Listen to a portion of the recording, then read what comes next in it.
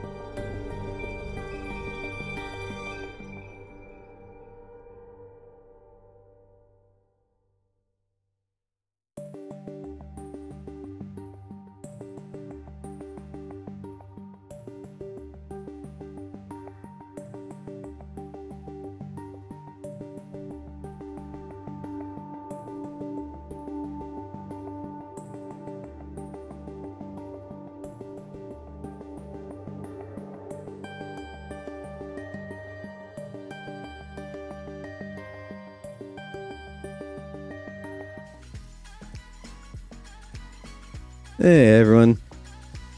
Happy May the 4th to those who celebrate. And, well, got a little bit more work to do here. As you can see, I've got the basic version of the shirt applied over onto my model, but I do want to get some more done onto it. I mean, asymmetry would be a good thing. All artists kind of love that. And, helps break things up a little bit on there. And I'd like to get a few more details into. Like, want to get some. Let me grab over here so I can at least point out what I'm talking about. I'd like to get in some detail around the cuffs.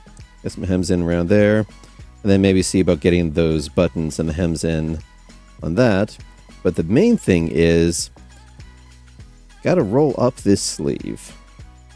And it works well as it is now, but I do have some design ideas that would work a lot better with the sleeve up to around here-ish. So, that's the plan, and then gaming after all that. So, let's see how much I remember from last week. Alright. Oh. And it occurs to me there is one other place that I forgot to ping. There we go. Anyway, outside of that now, let's go. Okay, so we've got all these things over on here. Alright, so first we turn off one half of this because we're not going to be dealing with everything at once. And that's just going to get replaced, so hems, so that's inner outer. These should really need to get grouped together.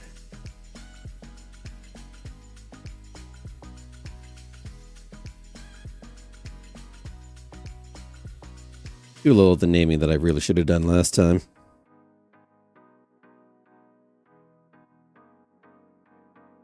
Alright, hem that up. Close that.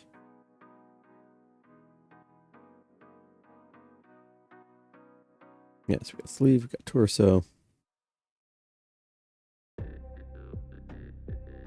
Now, do all that, and then over here, so I need to just do a quick little check of whereabouts. So I'm going here.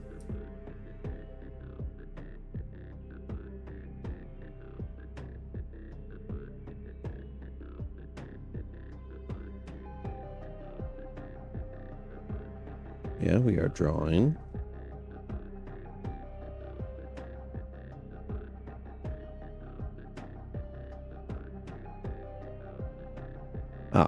Because what I had selected here was the reference layer.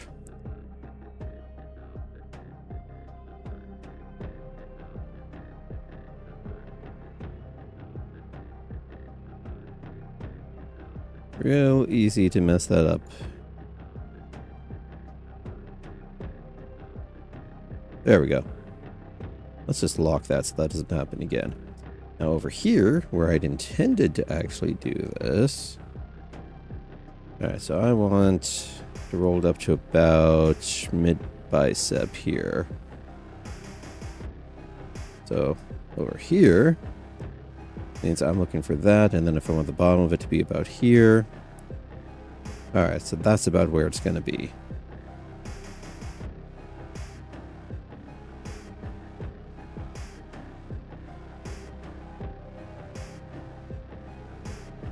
Turn these guides back on here.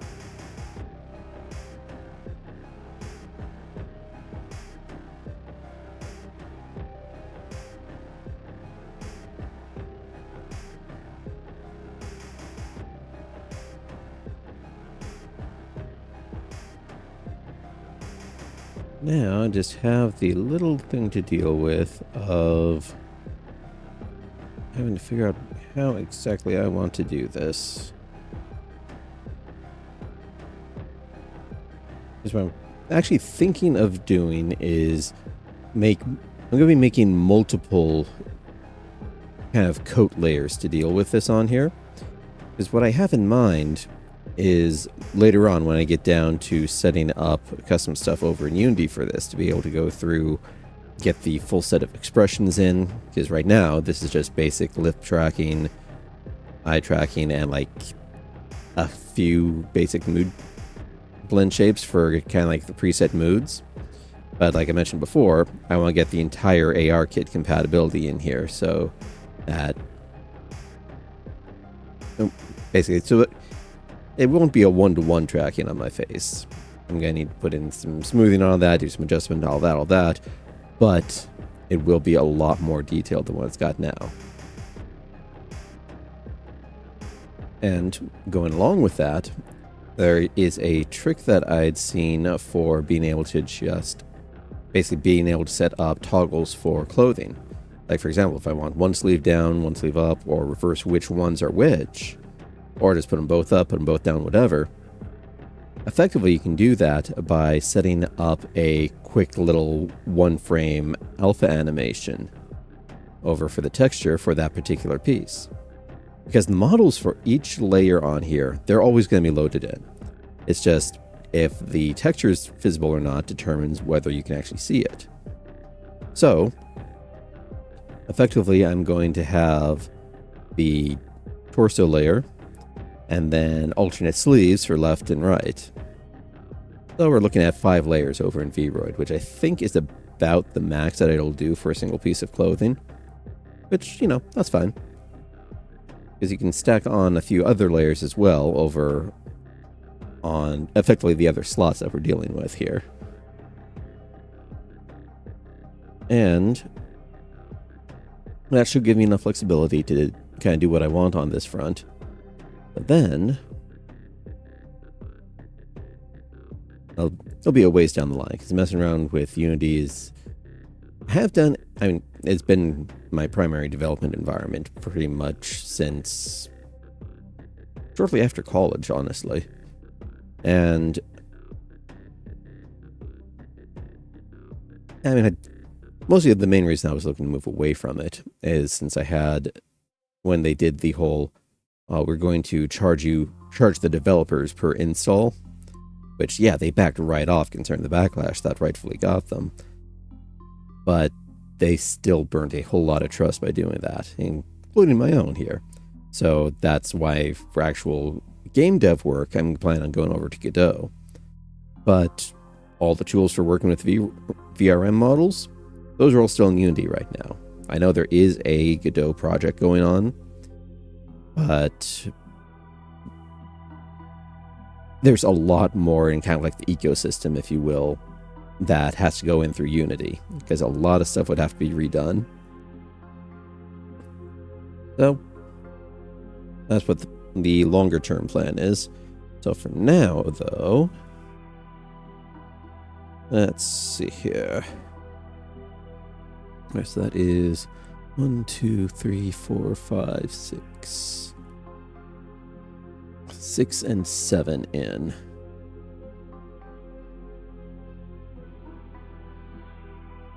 So let's go ahead and make us a new layer. Oh, that's a paint layer, but this is going to be pretty straightforward, to be honest. I should be able to do this with... I should be able to do this over with just paint. I mean, if not, I then redo it as vectors, and we'll go with that. No, not that. That was a mistake I had made before. So let's go ahead. Delete you. And we will just properly add a vector layer. Let not be said that I'm completely incapable of learning from my previous mistakes. Alright, I think I'm using the same pen. Yes, it's just cranked up in size. Yeah, I was doing everything at 4 pixels, I believe. Okay, yeah, short guides are locked.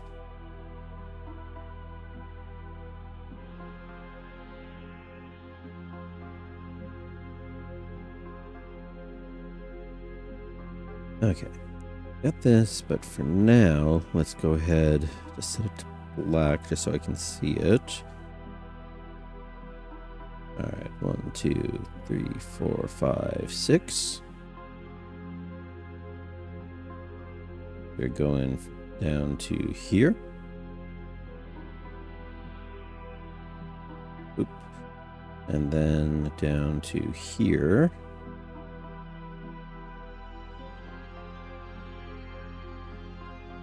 Oop. So the thing is, this texture here is going to be the same. There's no reason to get rid of that. This entire chunk is going to vanish. Then this here is basically just going to go multiple shades lighter.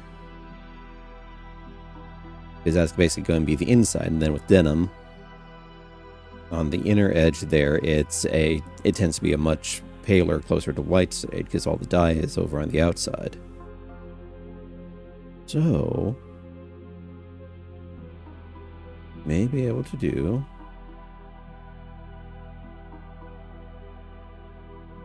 this one. Yes, let's shape.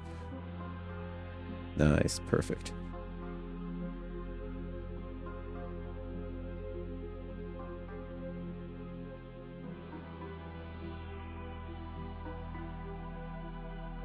Back to my customs. Yeah, and now I can just grab this.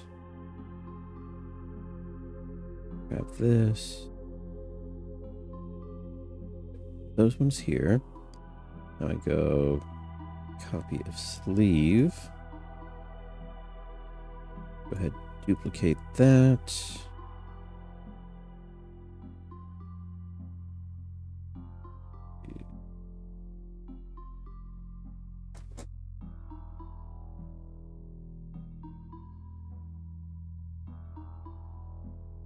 Well, that is something that I really should have thought about doing sooner, and I don't know why I didn't. Let's move the keyboard into my lap so I'm not reaching past the tablet this entire time.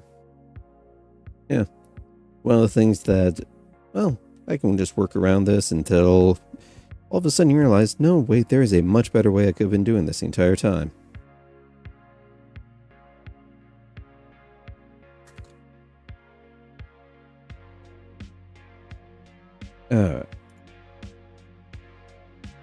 Go ahead, rename you.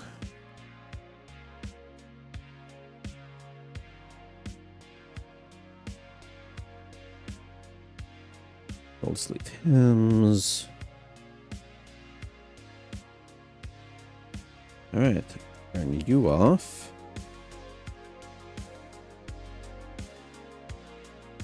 Now here we will go boom. Now let's put on our race mode. It should be able to just go like this. Perfect.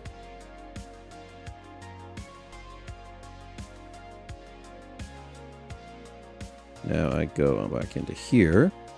Turn the race mode off. Okay, we'll go with foreground color. Just set it straight to white.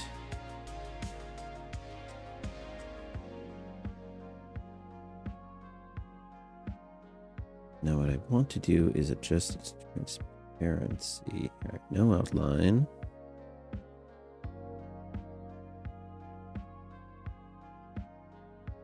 Okay, this one I can actually do as a paint layer. Put it down here.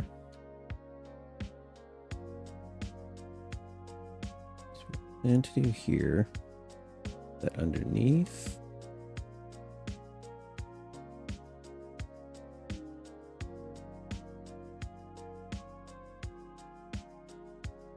Okay, we just grab this bit.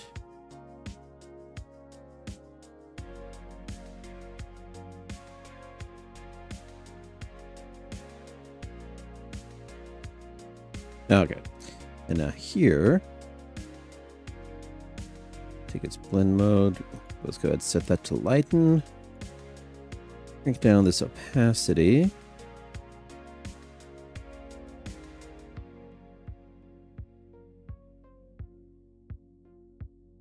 Yeah, that looks about how I want. So, in theory, that'd be good. All right, let's rename this. Not having stuff named is always a little bit of a slowdown there when you have to remember what precisely you're working with. So, yeah, definitely do better than this. Name your layers. Hammered in all the time and I still forget.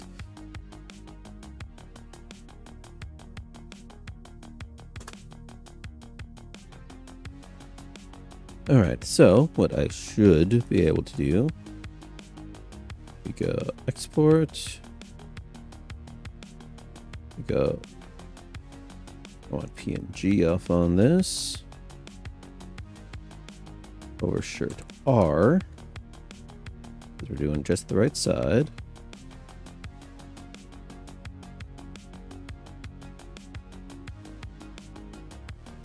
Alright, bring it over here.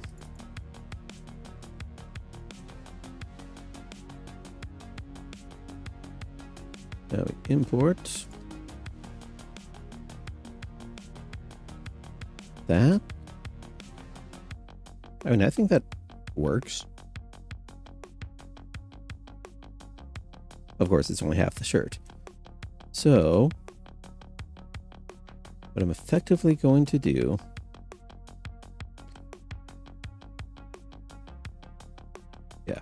the skin mask here, what this is a do not render anything inside of it, which is good for, like, one of the things I've noticed that, like, when posing this model on here, when it was sitting over with the full sleeve of the sample version, depending on how you bend it, the skin may peek through, which that's what you avoid by going with the mask. But because we've got the sleeve sticking out like that, there are angles here where, no, you actually do want it to be visible. So it's something that you got to fine tune every single time. And at this point right now, okay, yeah, my arms don't exactly move. However, I do have a bit of hardware that I plan to set up here sometime soon where that may no longer be the case. Not sure what the visual level is going to be for it, but that'll be interesting to find out. Alright, so we got one side here. So I need to actually go do this. We're not going to save.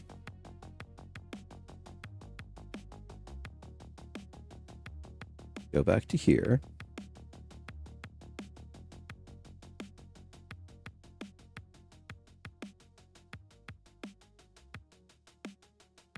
Okay, so it actually was on the edit texture layer. Oh, so yeah, no. Go ahead, drop that. Yeah, up to 5 templates.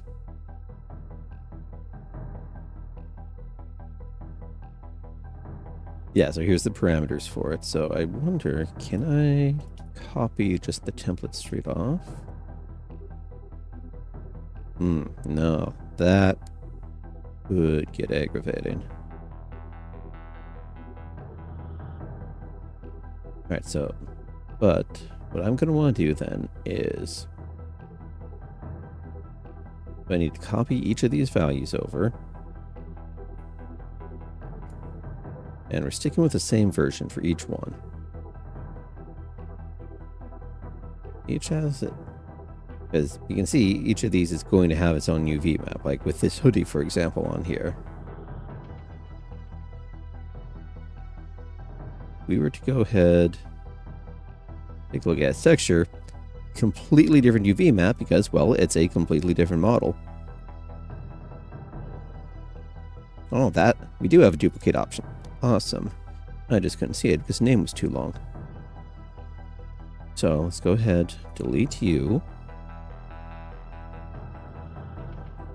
Now I can just do a straight duplicate. We got torso. One arm short, one arm long. Other arm short, other arm long. And that is 5.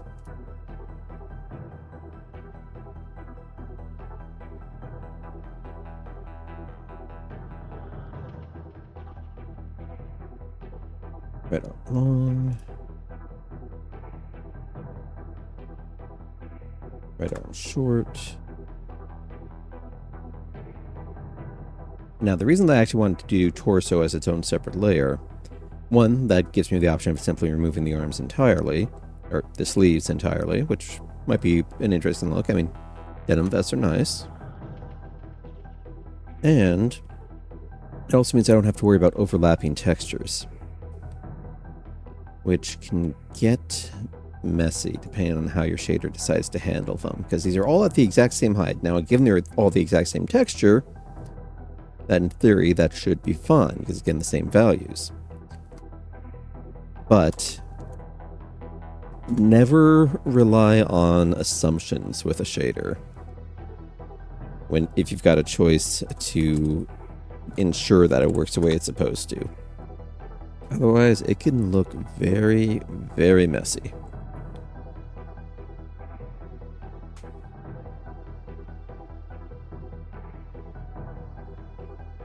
Though, one thing that may be a factor, though, is I still want to put that collar in.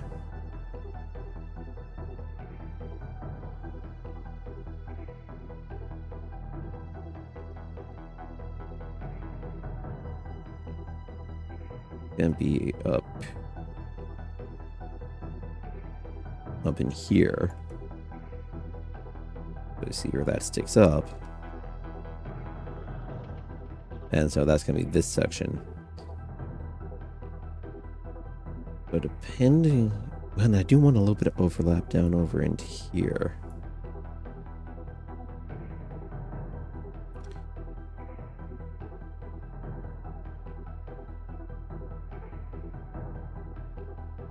Right, and so you see here, this drawing doesn't show up because we've got all these other layers sitting on top of it. Whereas if I were to do the same thing down here, it still isn't. You can't really tell what the draw order is going to be on these things.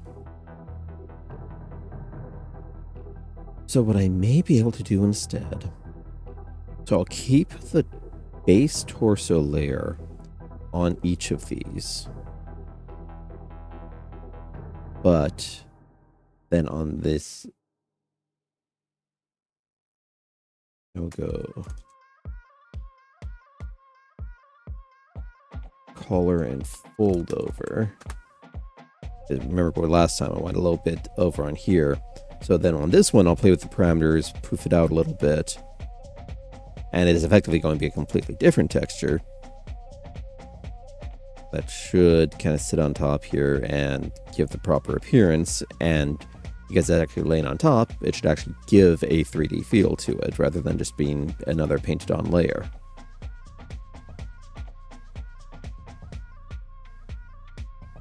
So, given that, well, I've got my right arm short.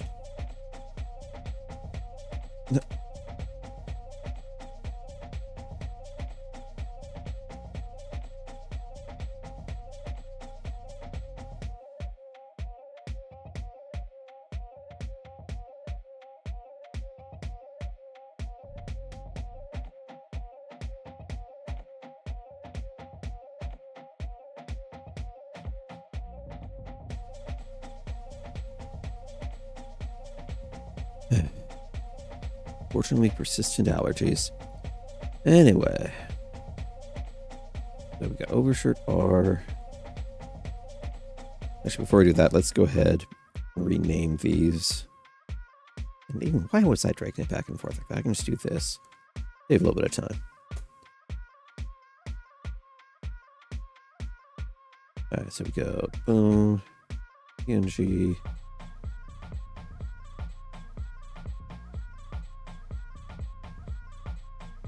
RS. Boom.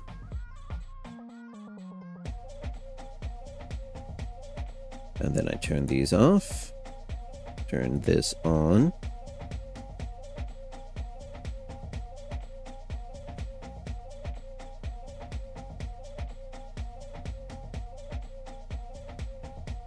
RS to RL.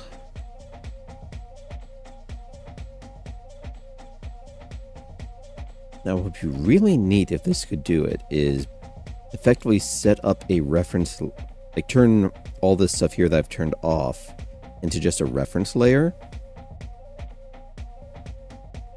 And then on that one, basically all it is just a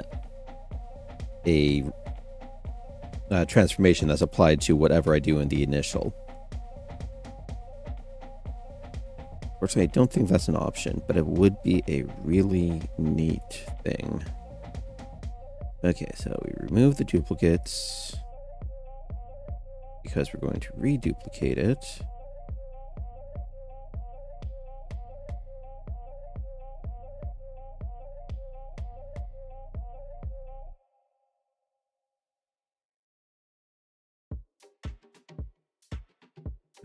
Left side.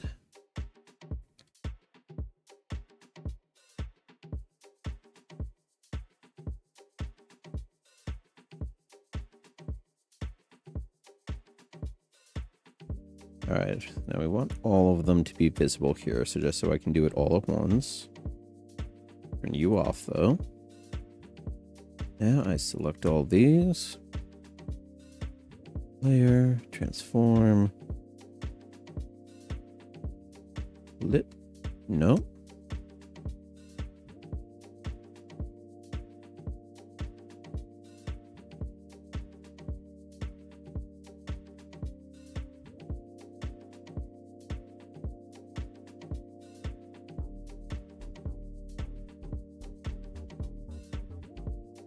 Okay. Well, I guess have to do that on each one.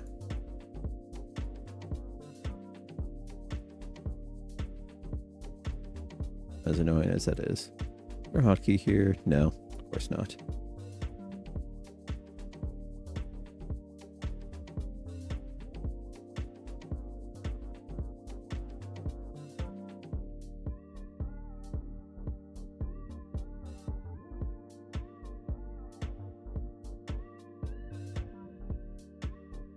It's kind of silly to do all this over for the one side when I still have details to add in, which means I'll have to redo this entire thing again. But, I don't know, incremental progress. It at least gets it a step closer to where I can use it how I'm intending. Alright. And now, let's go ahead. We turn off the rolled options.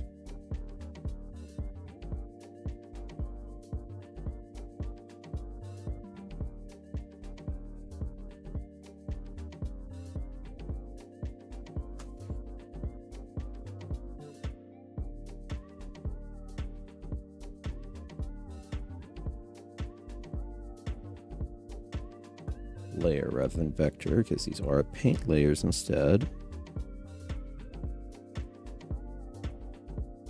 Alright, export. RL, so then this will be LL. Oop. You off. Use a lot on.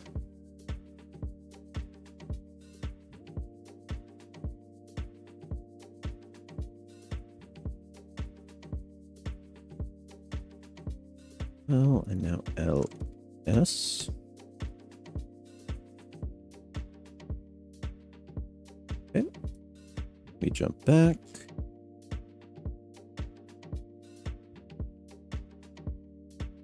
All right. Right arm long. Import. Shirt RL. Done. Right arm short.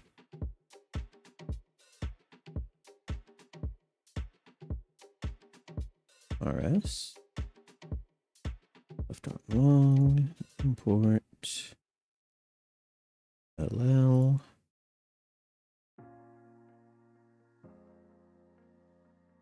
Import.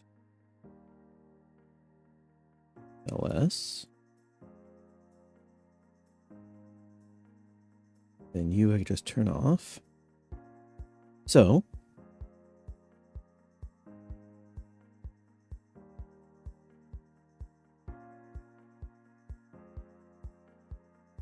alright, no easy way to do it from on here. But so this is with everything blending together over on one. Yeah, though I suppose going this way did give up on the idea of being able to go with sleeveless. But only 5 items to work with, so gotta make decisions. So we hide the long versions. And there we go.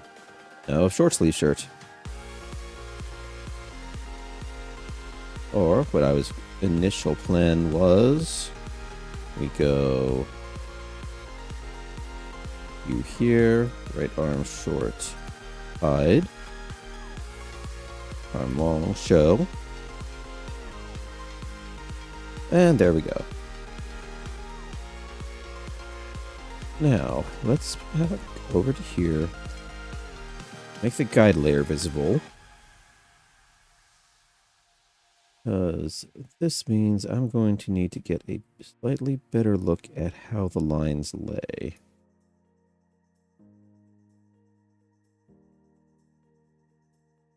Now I can go ahead, I can adjust these parameters. And then you can see basically what it does to the wireframe. The volume is just straight push outwards.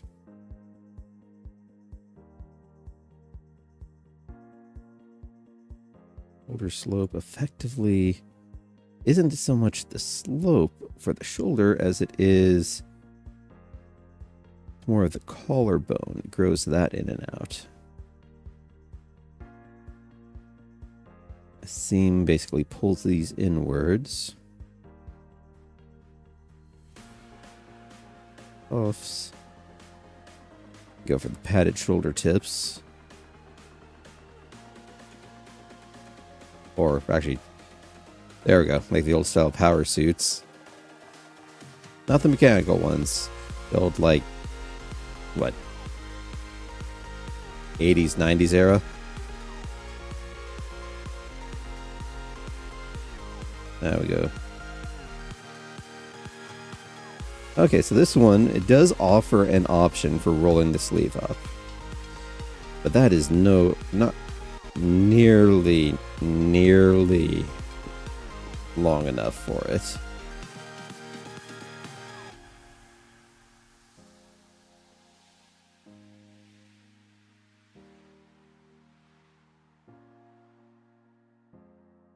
So what I actually could, if I had more layers to work with, what I could do is actually kind of puff out sleeve width just a bit for this bit of the cuff.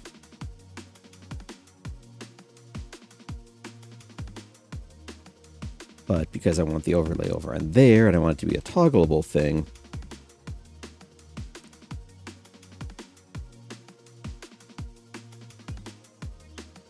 yeah. So basically I have to choose. Do I want to go with more detail or do I want to go with more flexibility?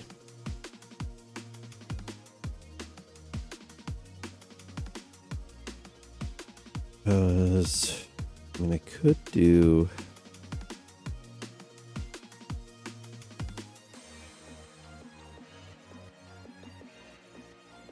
I do think that would look nicer with a bit of a puff to it, but the problem, though,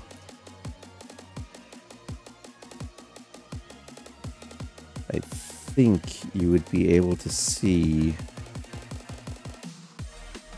Yeah, there would be a gap on here over at this angle.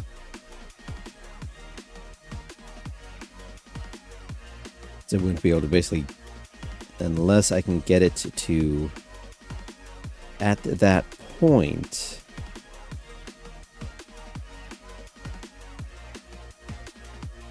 Yeah. So if I turn that down, up, no.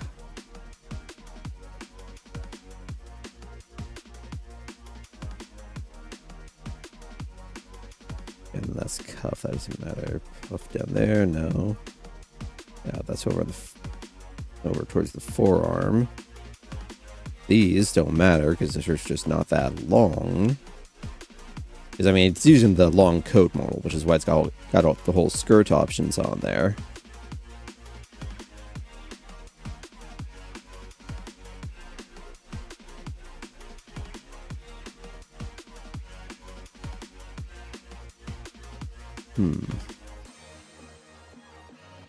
Oh, thanks, Cass. It's looking good. Glad to hear it. Trying to make some decisions here. Because I think...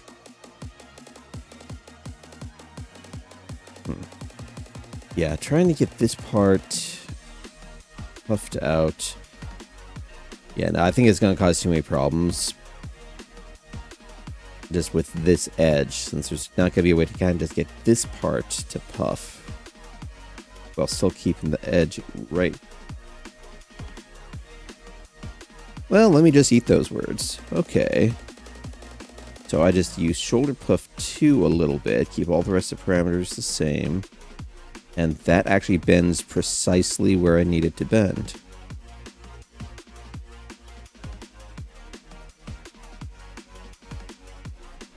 Let me toss some notes up over on the side here.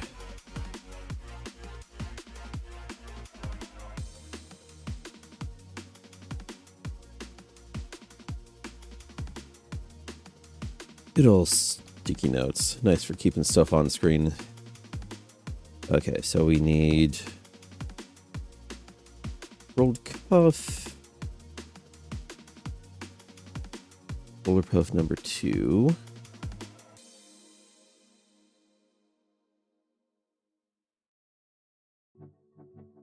Yeah, so in that case, we will...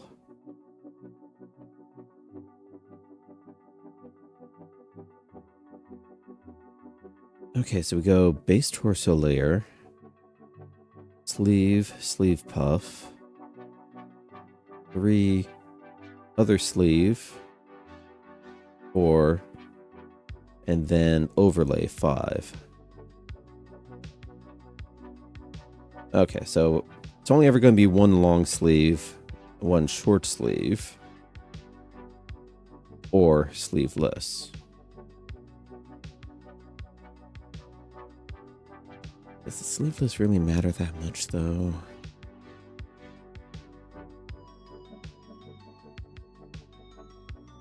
Eh. For now, let's just worry.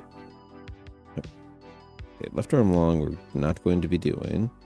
We'll just get that out of here so I don't have to deal with it. Right arm short. Yeah, I've got the texture. I can recreate it if I need it.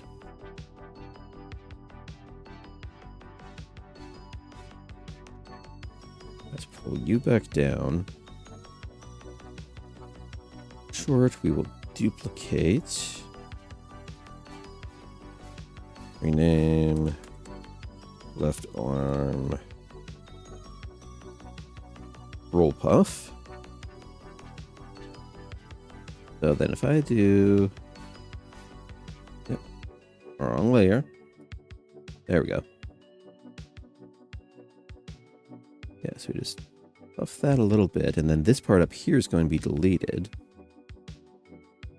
Turn that off. Just as an example of how it would wind up looking.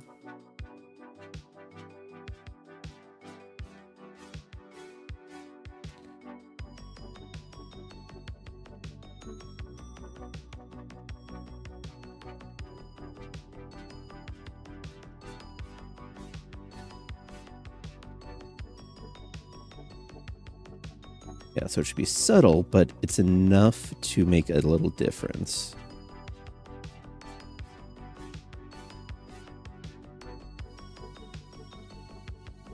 I think that'll work. Alright, so we go back over here. We're gonna have to make even more changes.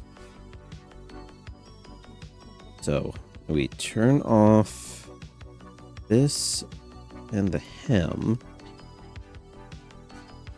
And now this is just the right sleeve layer base.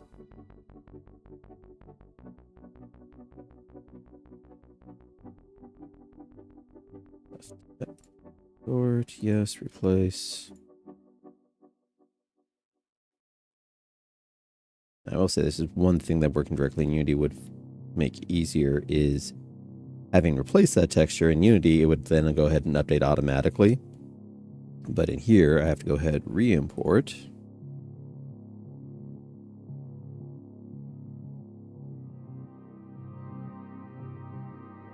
Ah, but that's the puffed version.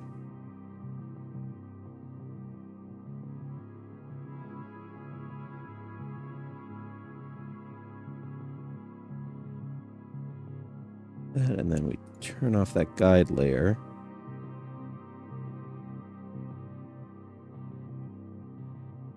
Now we jump back over to here.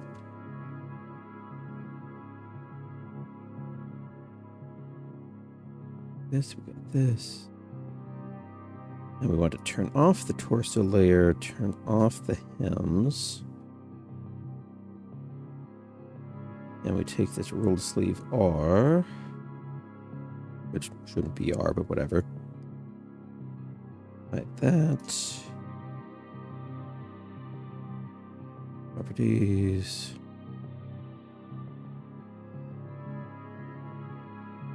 Roll sleeve cuff.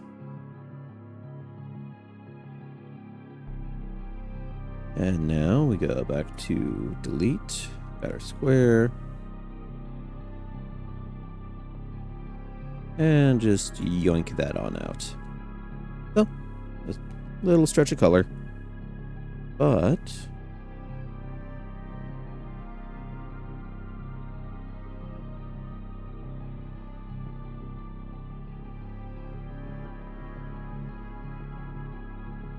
L cuff.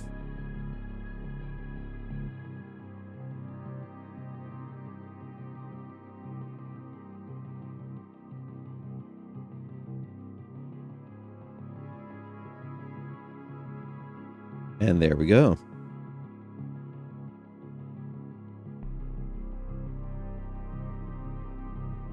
And now if I were to play with the parameters a bit on here, I could oof, oof.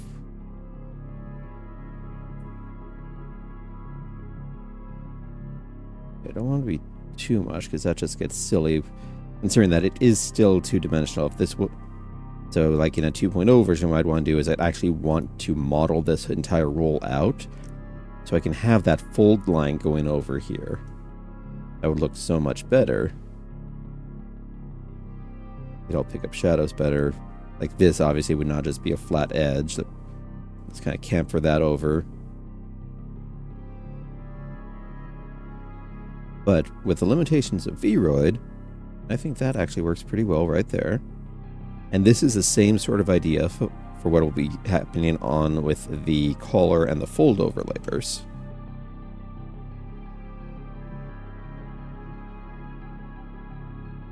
And let's just go ahead, get rid of these extra textures that are completely unnecessary. Because with how this file format works for VRMs, each of those is going to be in there multiple times. Which is, it's kind of horrendous as far as efficiency goes. It's great for compatibility, because each VRM has everything that it needs baked inside of it, no matter what the differences are.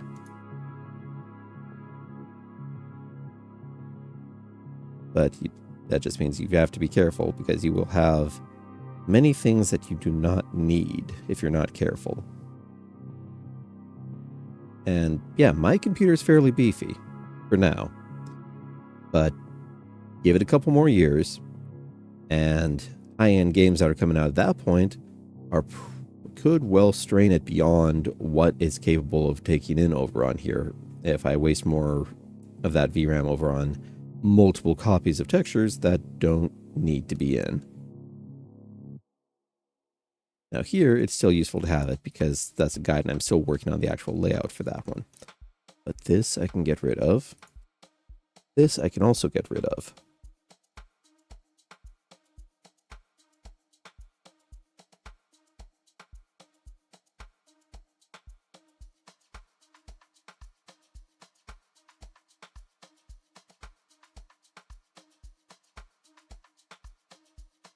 And well, given that, though,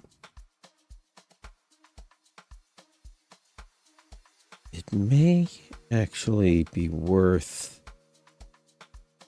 because this is basically the underlayer here.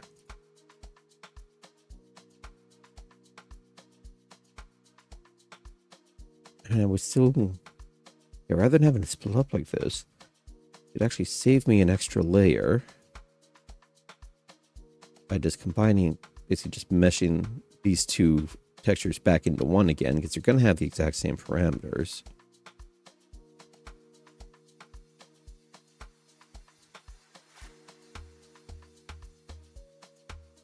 And then that would basically take it down to 4 layers, and it would leave me one more that I could play with if I needed it for something.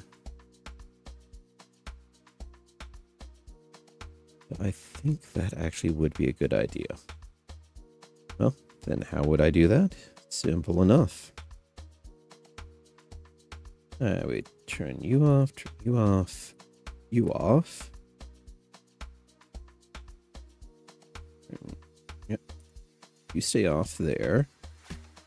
Turn this chunk back on.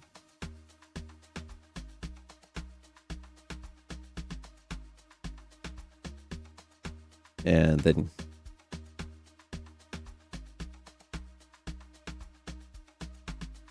basically this one is more just overshirt main.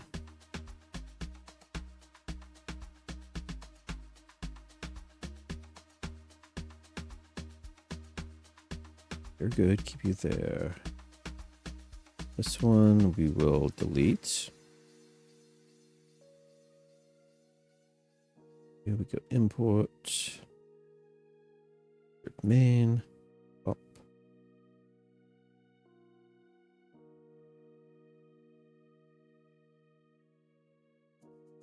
There we go. And that brings us back down to 3 layers.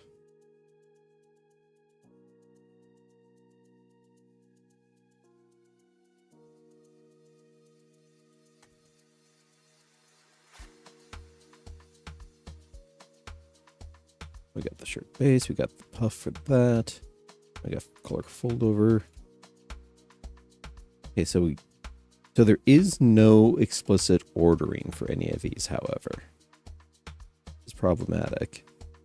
Now, in this case, they kind of resolve it as, okay, here's just where each of the meshes are. It just has 3 meshes, renders them all at once, and what happens, happens. It is something that would be nice to have more fine control over.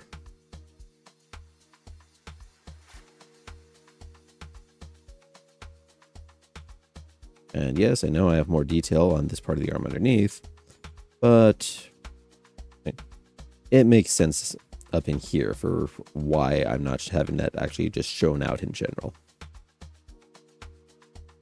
Yeah, maybe I'll go into it later. Maybe not. It's important to me that it's there.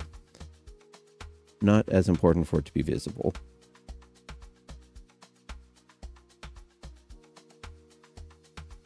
All right, so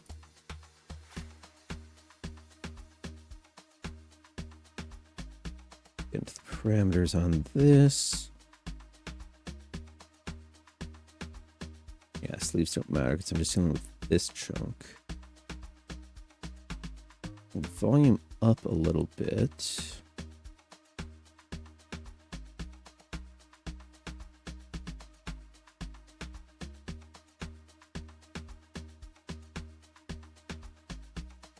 Actually, bring that down.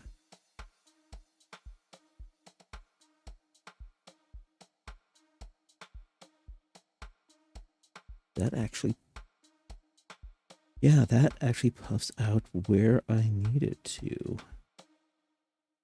May have to do a little bit of deletion inside here. But I do think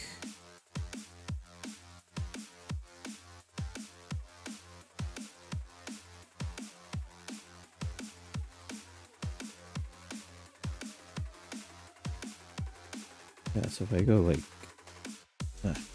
race.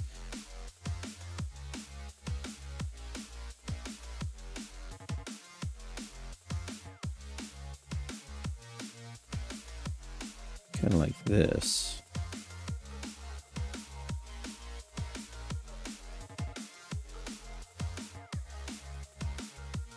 Turn that off.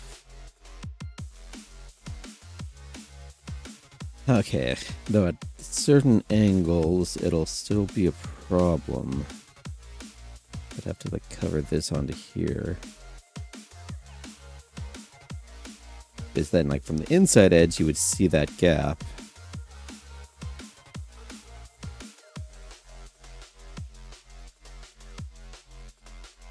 With that, I'm...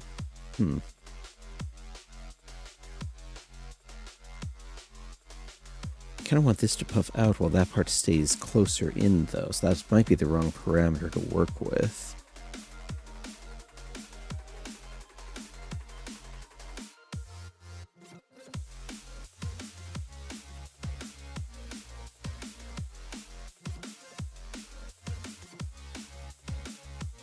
I wonder, because I know sometimes you can override these. You can get some odd bits every now and then. I can push it negative.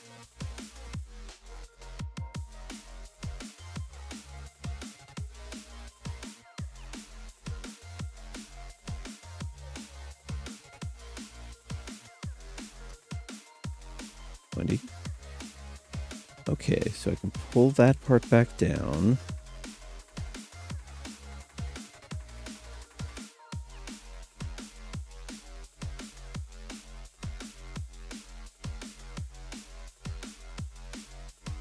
Okay, let's do this out of the extremes just so I can see how much control I can get onto this.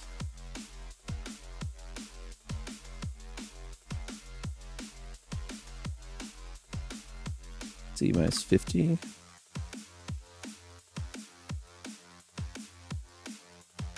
I mean, so it really puffs the collar section out, though it makes that kind of weird.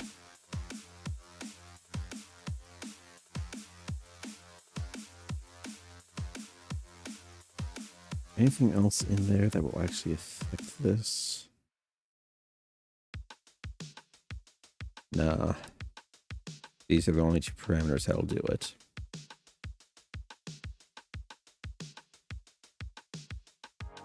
I mean, there are other templates as well, though.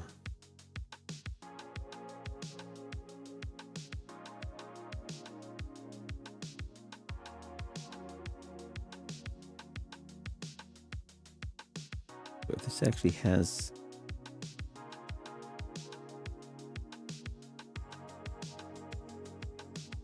Get some of the dust off my tablet so I can actually see these a little clearer.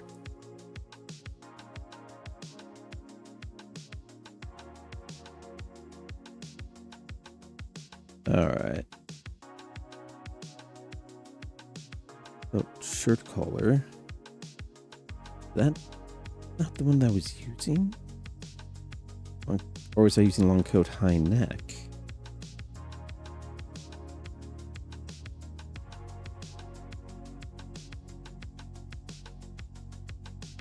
Yeah, stand up collar, definitely want. Long coat, shirt collar, or just... Oh.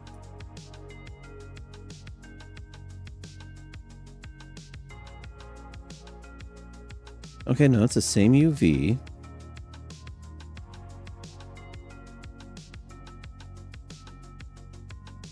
Okay, same UV, they just put artificial shading in onto it. Which is an option.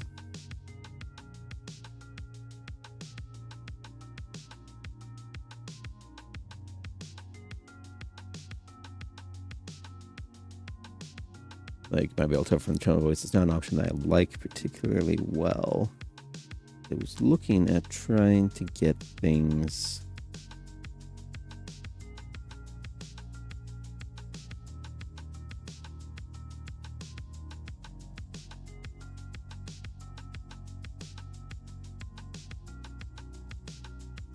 Huh?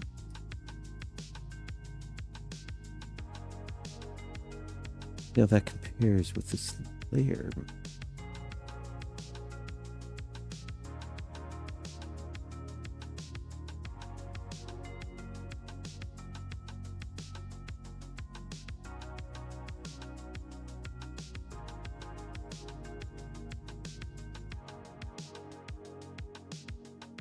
Okay, so this poking in here.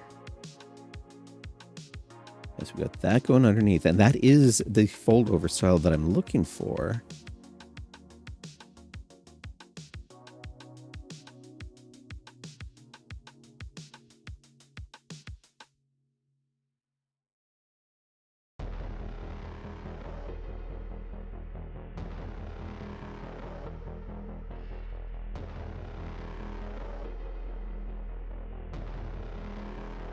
We'll just do color guide, re-import color guide. Yeah, that is additional geometry.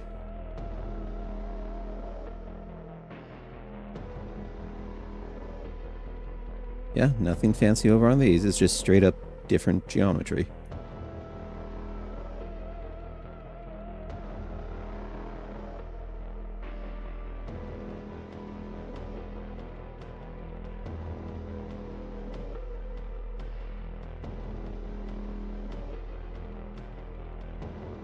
Oh, what I could do...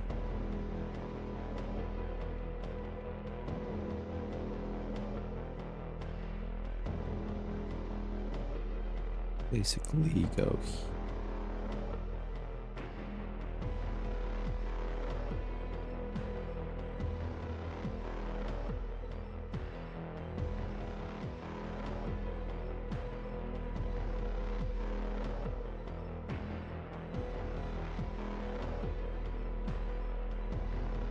Actually go like this.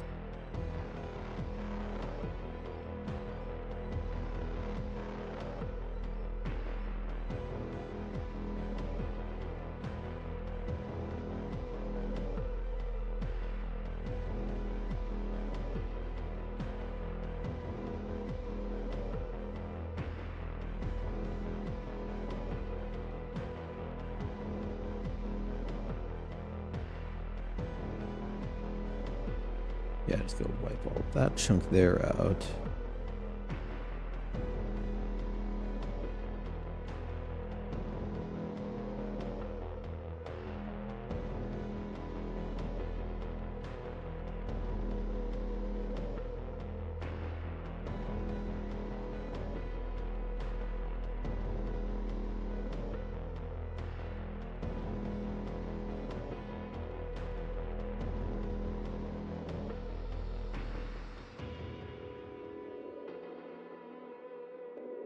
That would be why I didn't see it. There we go. Pop those.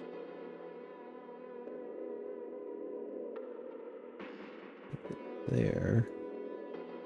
Yeah, we got like the undersides of the arms. So effectively it's just this little bit here. And then this little bit.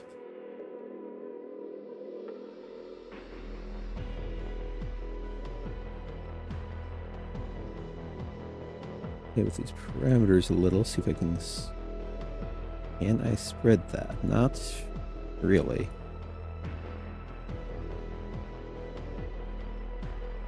Because one downside is that's not.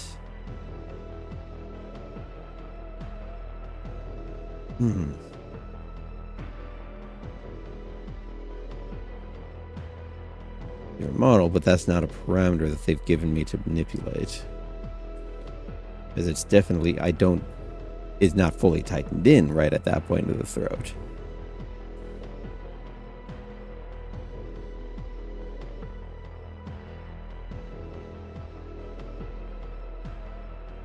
If I were to take it off, I mean, I could kinda, maybe. Inside edge here. I mean, how far is... Because that does... sort of...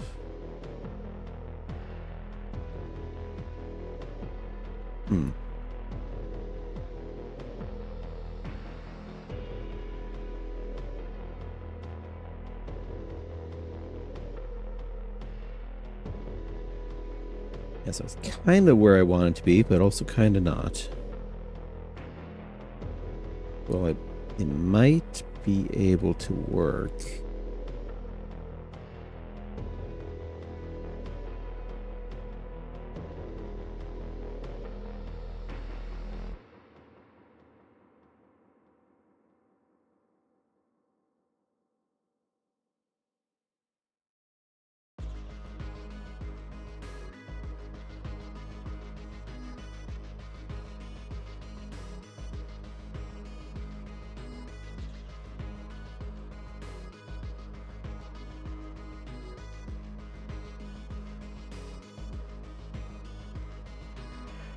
No.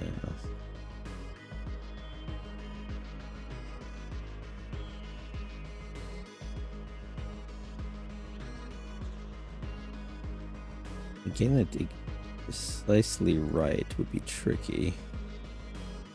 Because it does kind of automatically go in on two sides. I might be able to.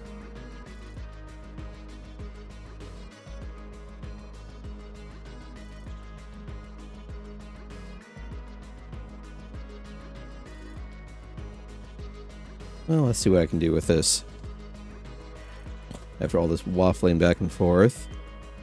And thank you, Saribot, for taking care of that.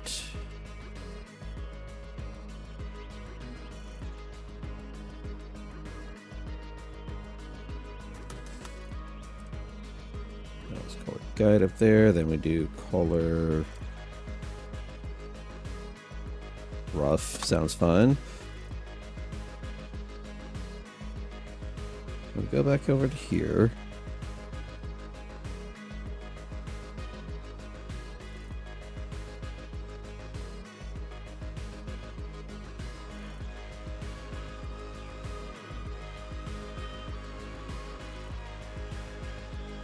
Okay, yeah, so these, that's it is relative path. So this one I could actually import in that way.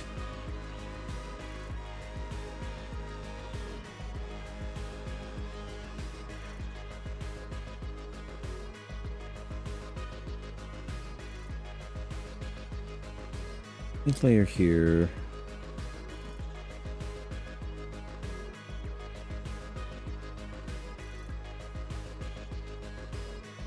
There we go. Import as paint layer. So we will grab a color guide. Yeah, it's largely the same. At least enough that matters here.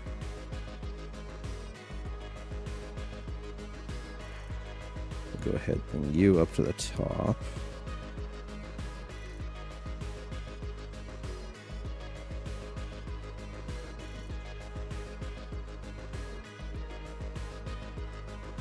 And we'll do another layer, import layer. Oh.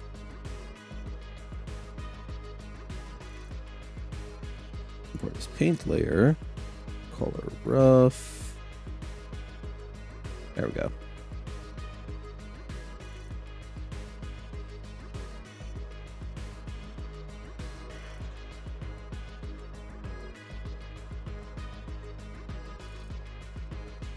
Alright, so first things first, we got huge swaths we need to wipe out on this thing.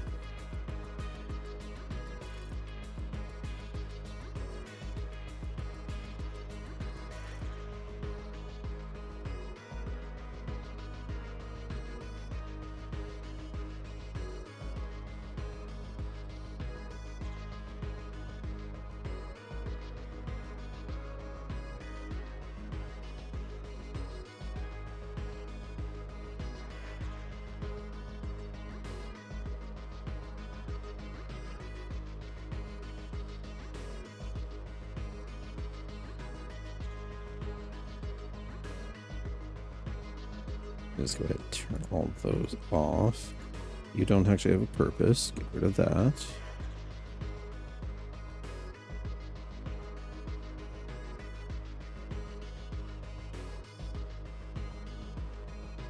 All right.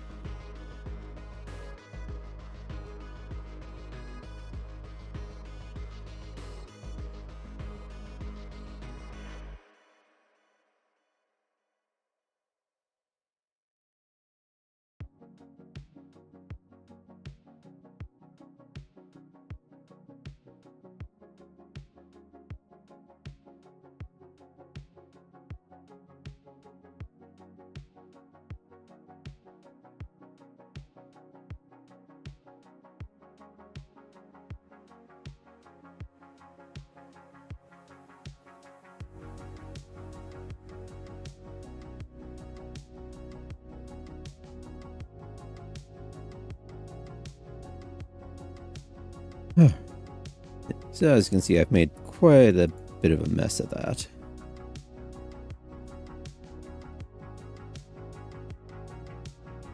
But you can kind of see where it would be for everything.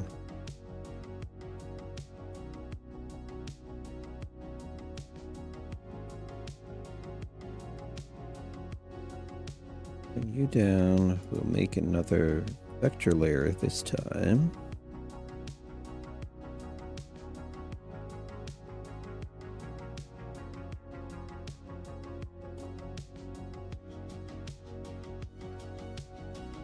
Cursor over here.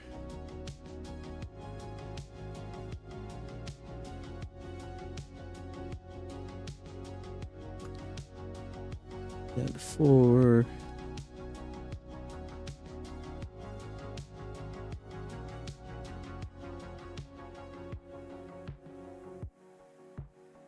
Yeah, we'll go with freehand path for now.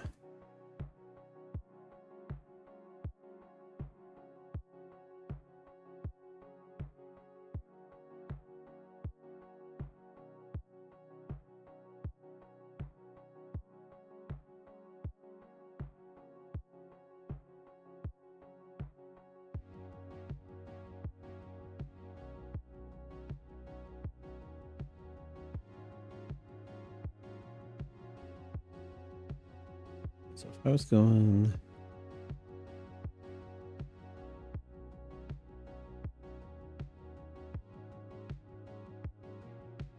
Not the easiest background to draw with.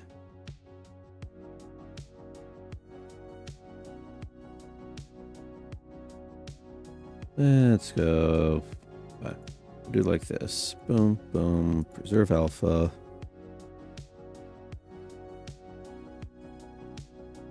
Crank you up. Paint. There. Now I can see it.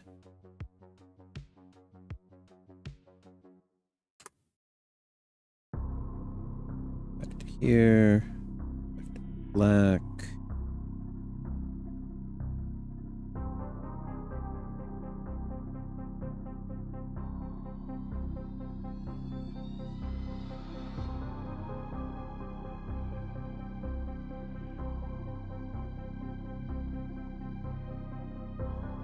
All right, so it's basically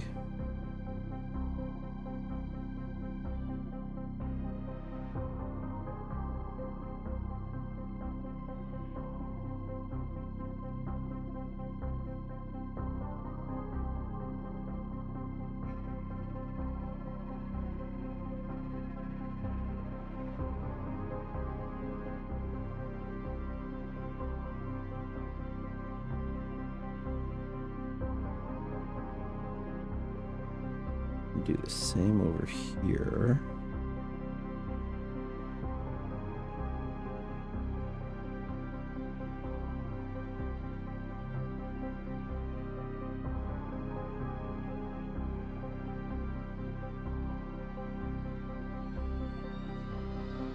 I wonder what this would look like in the curve editor here.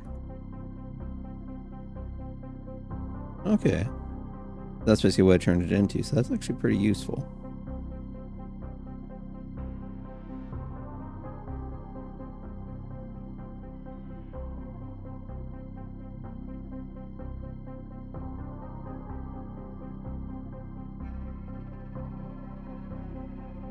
Yeah. That's good to know. Alright, so we'll go with that.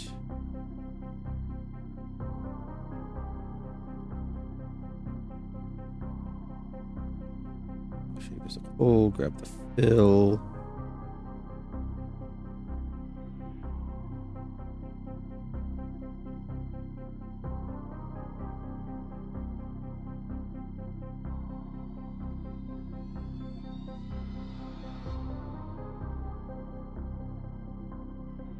Put the fill color there.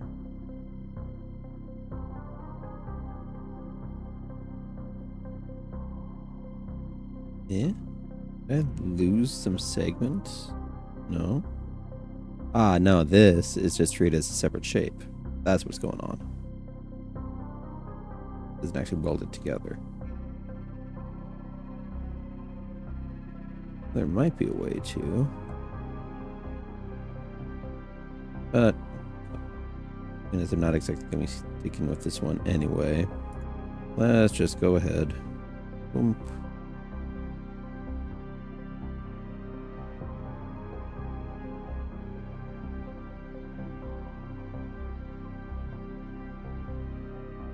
The extra dirty welding. Turn that off, turn that off. Good enough for a quick test.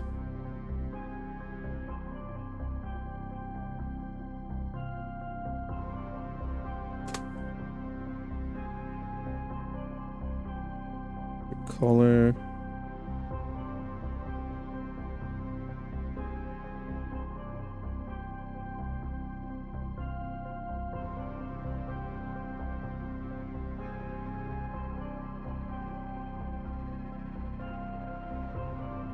Where are you? Here you are.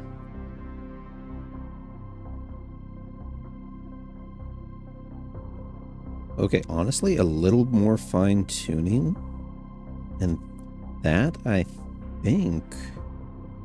I'm fine-tuning, filling the stuff up down here, obviously. I think that'll actually work out. Cool.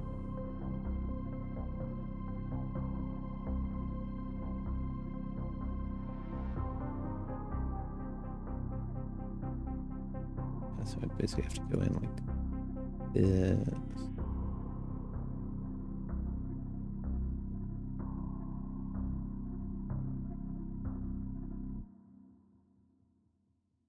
Through here.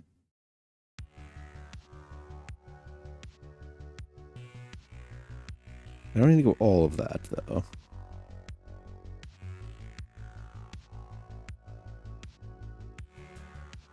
It's basically just these triangles would get filled in.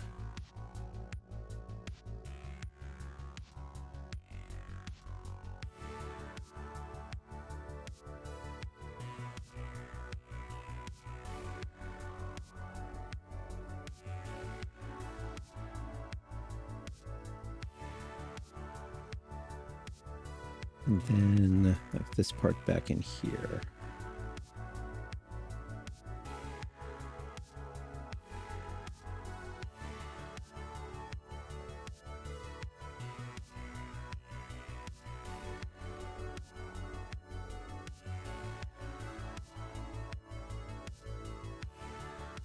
Get a varied color on it so we can actually see.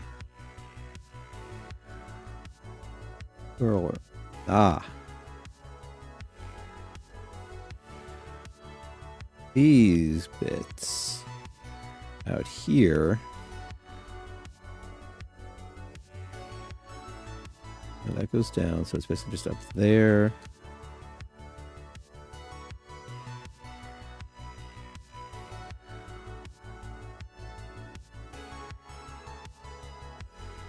There, and then there's just this little bit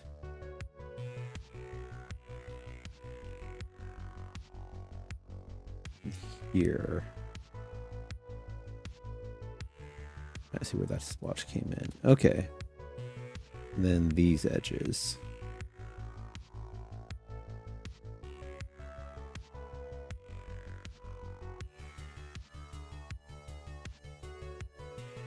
Though, that under parts of the collar would probably be easier to do over on the main shirt layer. Oh, I don't have to worry about that bit. It's just get the collar itself.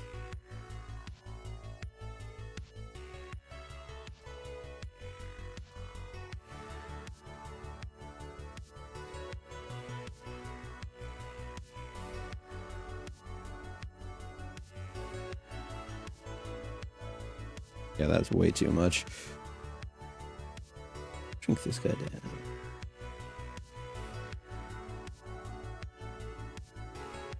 And in messing with this line a bit.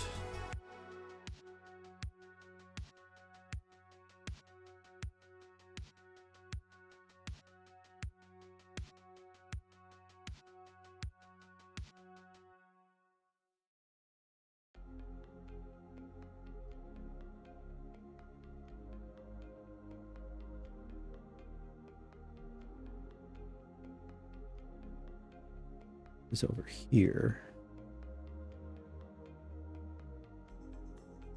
Yeah, trying to map these bits over to each other is going to be interesting. Doable, but interesting.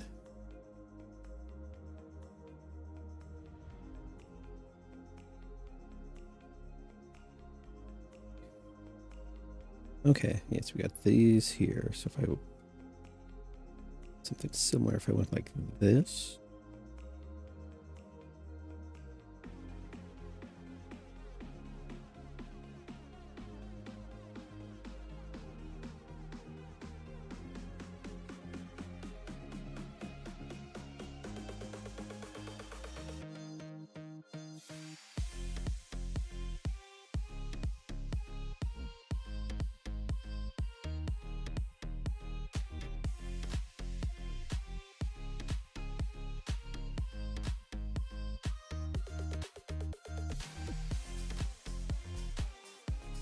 Oh, we're up to. Yeah, it's taking notes between programs here. I mean, if I could actually get this to update off of, like, in real time, based off what I'm painting over in Krita, instead of having to do this whole import back and forth dance. Oh, it would definitely make my workflow a whole lot easier. Because, yeah, I mean, you can see V-Ride Studio has some basic paint tools in there. It's just not great.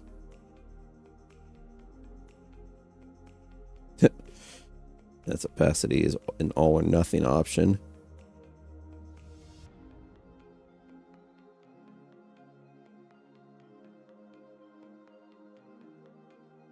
But, and to be fair, V-Ride Studio isn't expected to be a full all-in-one suite.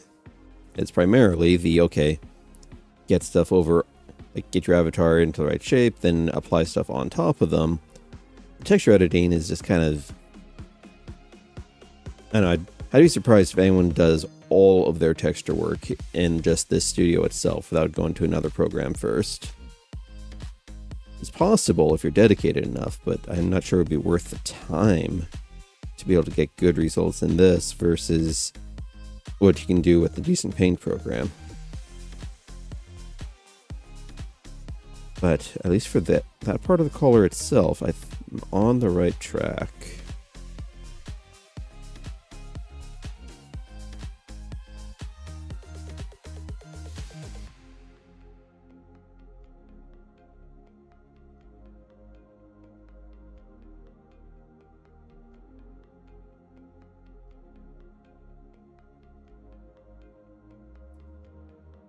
Import as paint layer.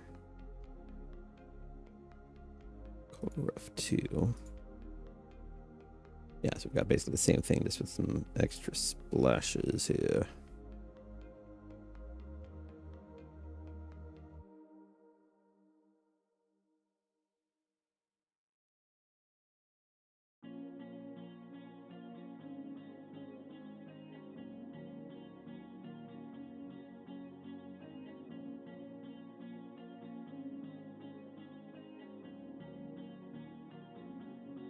That down so I can see through it more. I want to do all my work on the vectors one.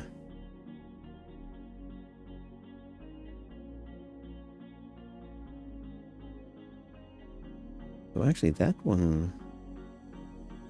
No, up there it was actually good. It's just the down here that needs to be filled in more. Wasn't it?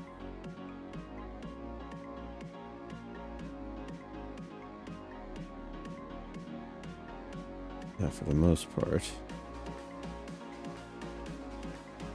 I go from here down. Yeah, but doing that basically leads it back over into the points.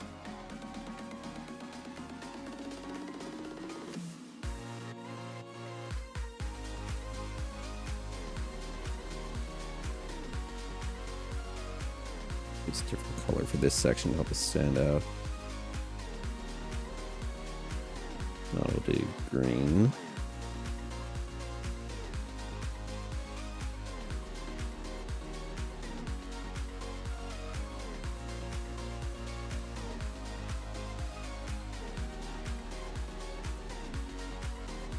Then if it went over here to about the same extent.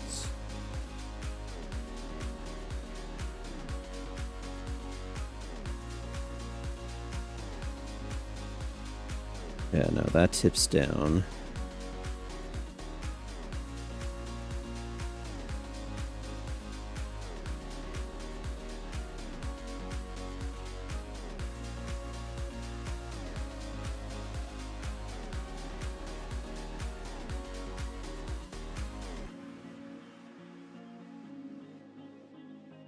Yeah, never mind me just graffitiing all over my shirt here. Okay, so just up to that part there, but not all the way.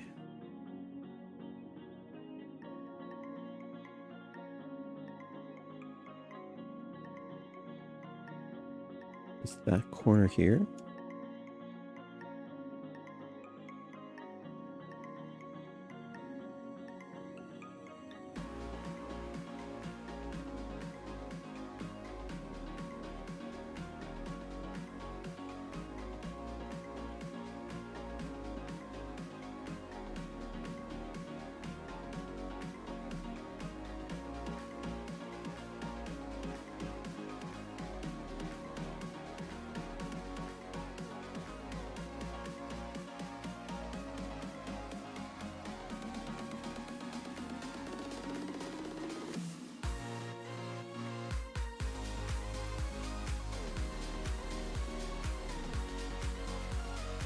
Okay, so I definitely want this part here.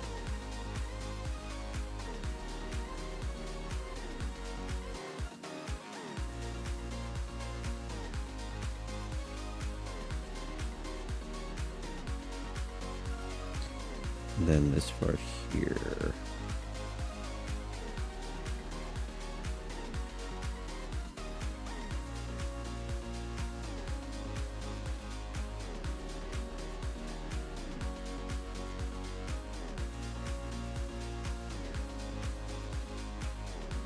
Okay, so that's about where I want it to be instead.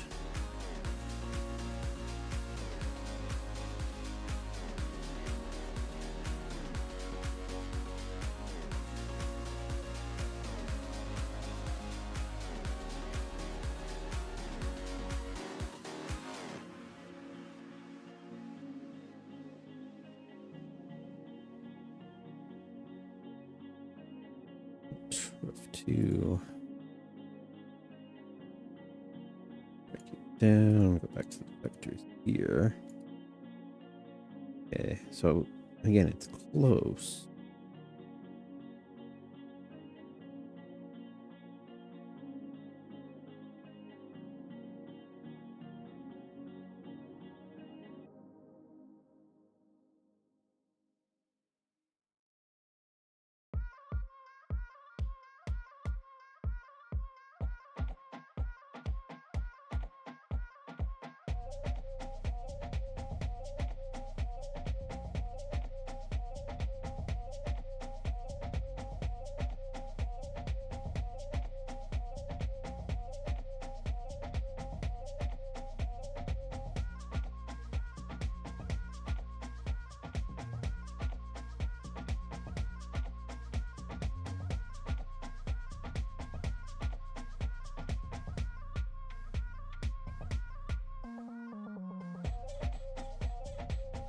All right, let's see here.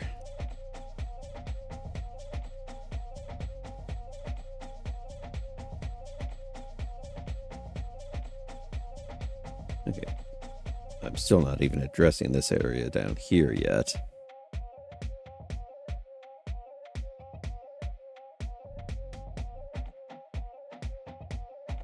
But yeah, I think. Yeah, so we basically have to split this. Which is acceptable. So I will go ahead, I'll grab you. Pop that, grab you, go to here.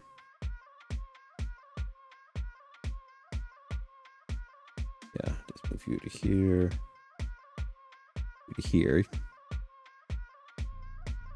I should be able to just delete segments.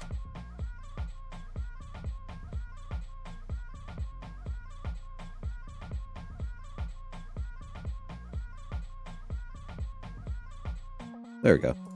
Just delete those segments.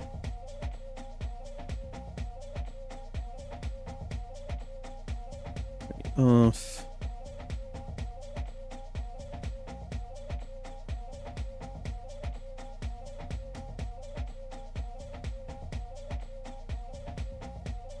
All right, save that onto overshirt color.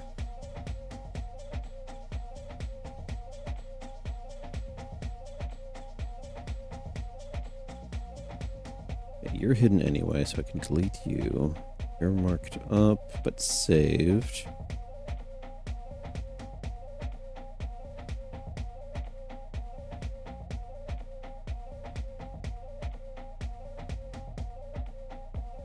And that's... It's a little odd.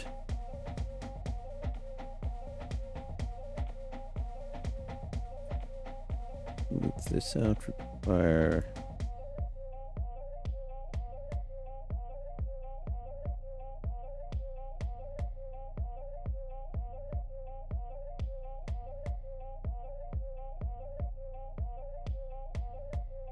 Yeah, that part doesn't matter there. This triangle here I need to mess with.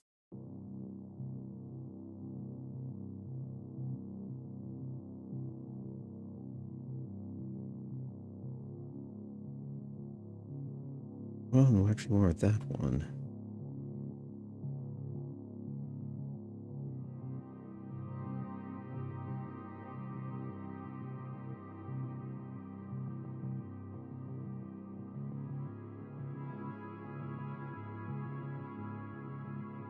Move that out so it's not that weird ass little curve in it. Okay, so basically it's just this chunk.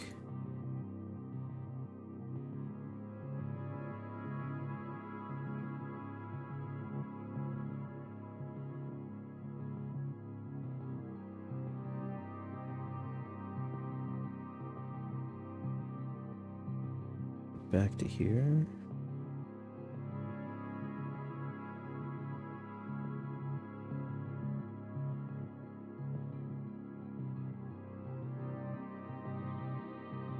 And that may honestly be focusing more attention than is actually needed on here. And the angle, because you can see I'm having to go to a pretty odd angle that's not likely to actually happen.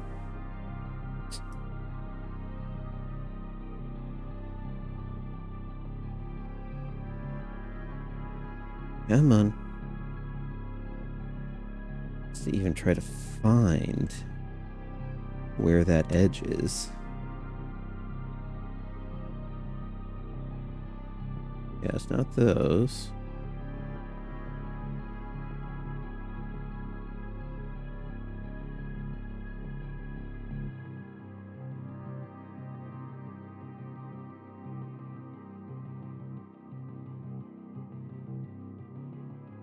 Was that just this? Yeah, so the here. No.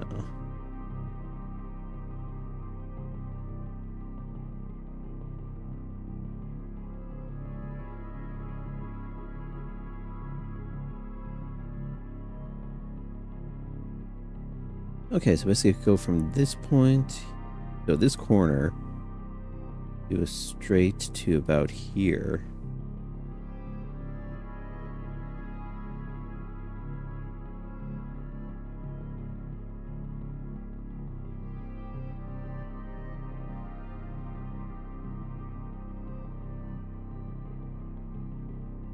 Move you up to here.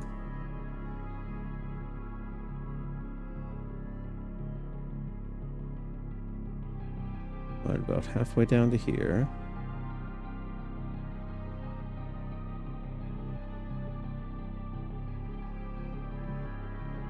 Bring you down a little. That's annoying going between it because it's spacebar, click and drag over on Vroid to pan around. Go back to Krita and it's middle mouse.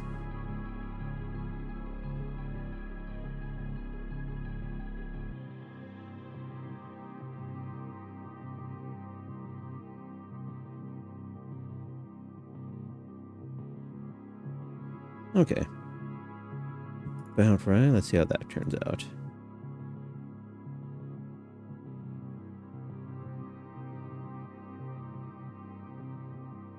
Where's your color? Yes, yes, yes. Here.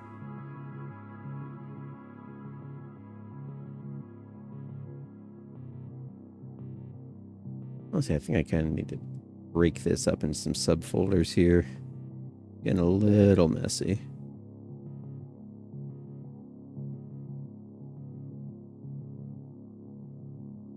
Okay, so that's that odd little jug to it, but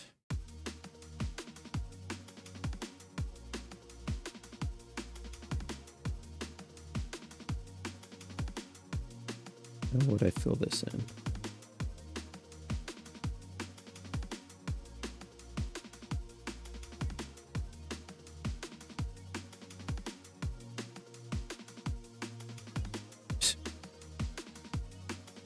Yeah, but it's at such... If going from the normal angles here.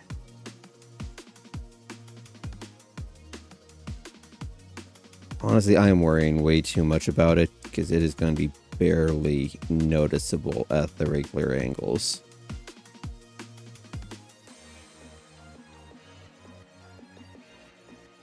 That I need to worry more about bringing this texture up.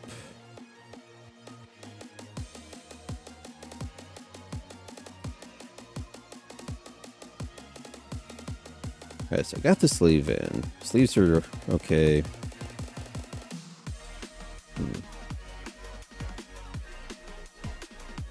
I'm starting to get a little bit scattered with all of this.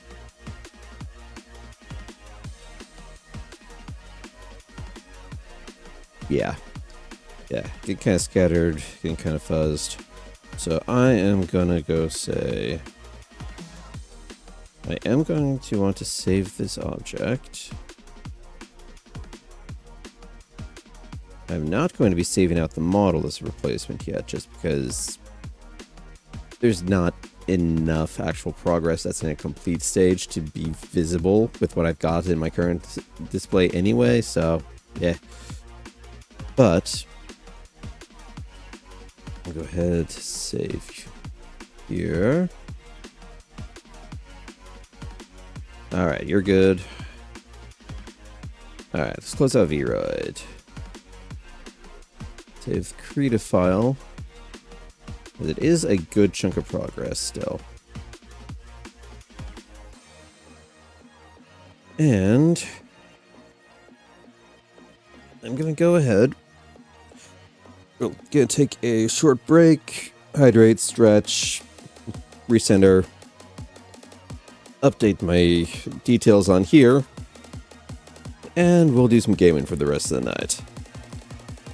So, I will be back in a few. And let's see if I can just keep this music going.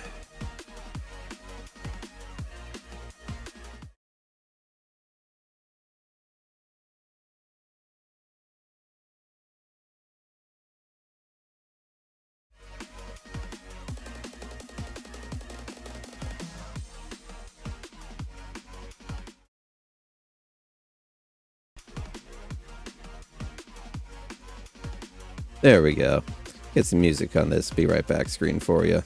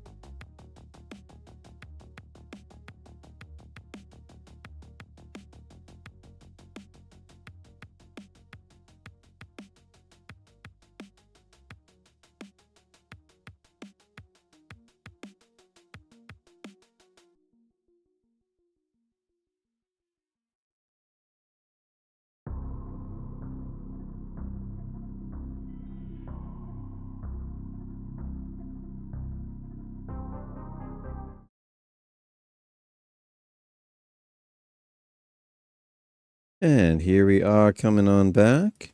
Let's get this swapped over.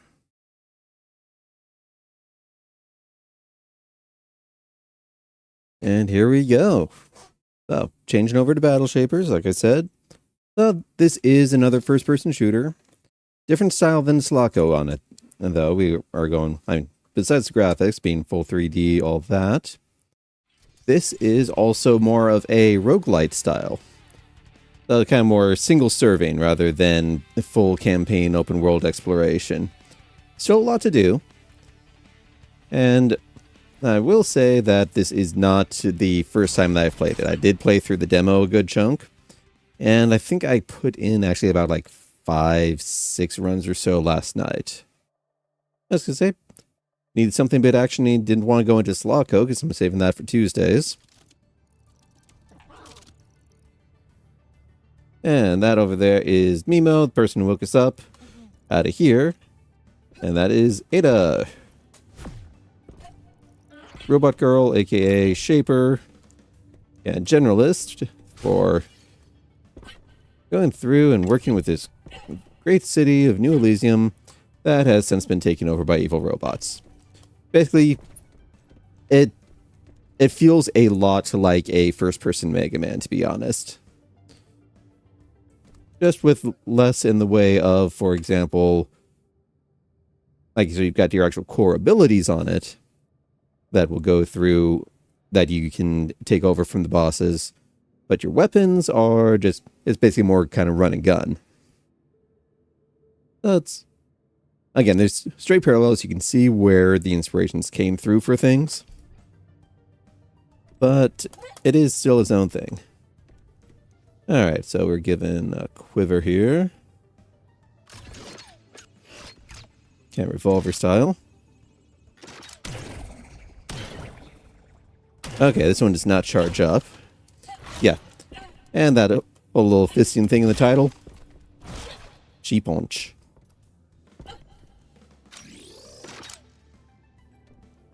And grenades.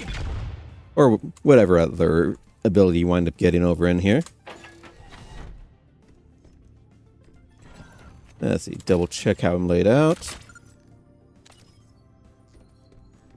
Yes, this is already a bit further along on there, so like you don't start with this dash ability. You don't start with your kind of your core deflection ability, what that one does, unlocked right away. So I actually did a really good run at the end of last night there. Cleared through like almost 3 of the towers.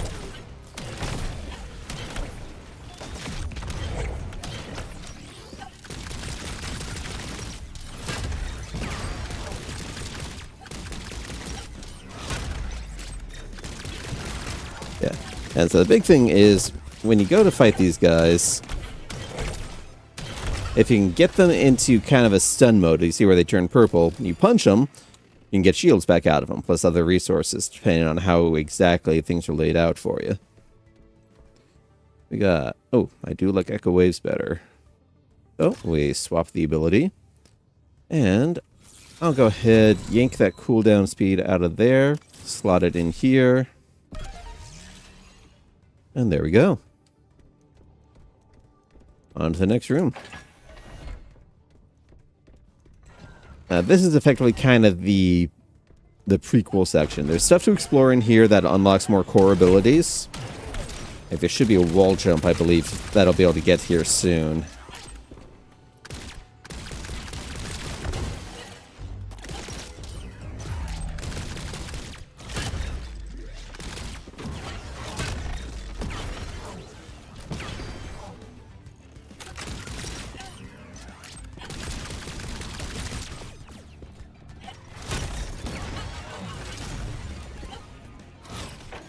And no, they don't have to be fully down in order to punch them out like that. You just get more bonuses if you do. And one thing that I forgot to do... There we go. Still have my background music from before playing. Now we just get the game's music. So, Anyone listening, let me know if the volume's off. If you can't hear the game audio, game music, all that, or my voice either. We'll see.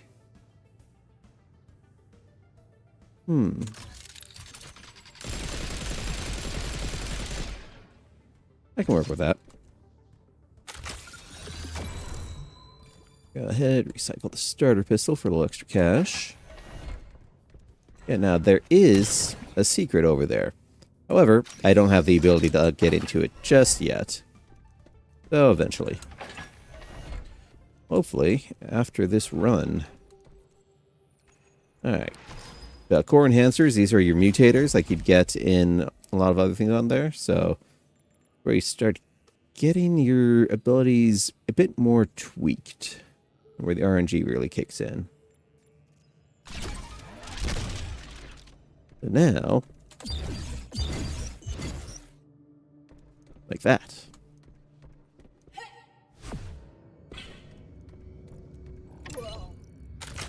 Aha, and now I can get through this gate.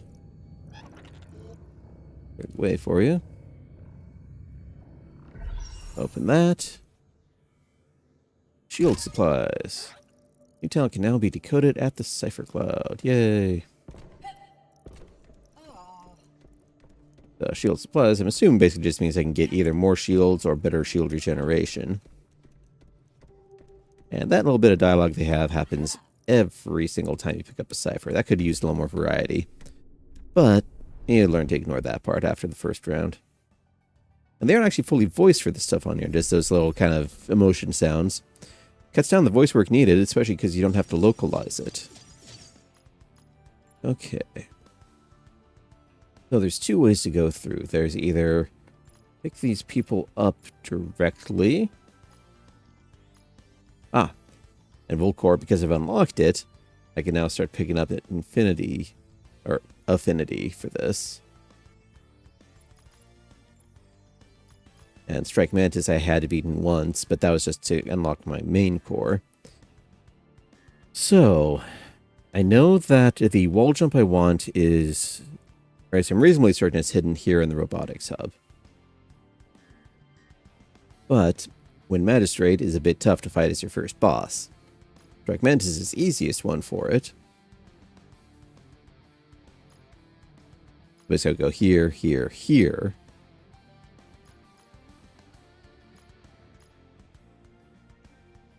Yeah, we'll go for it. See, the bosses and the levels, they shuffle around. So it's still only the same, you got the same 3 levels to work with, the same 3 bosses to work with for like the first chunk of each run.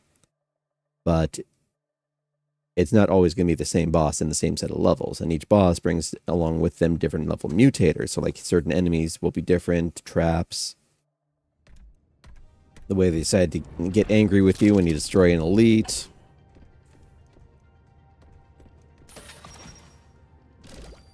Oop. And one of the things that I'd had unlocked is... Oh, that'll be nice. Yeah, let's keep that free heal in here. So one of the things I unlocked is the ability to set my own mutators per level set on it. So you basically have 2 floors per tower that you deal with. You got the first floor, ends with kind of this big, long arena room. Then second floor, and then the boss fight.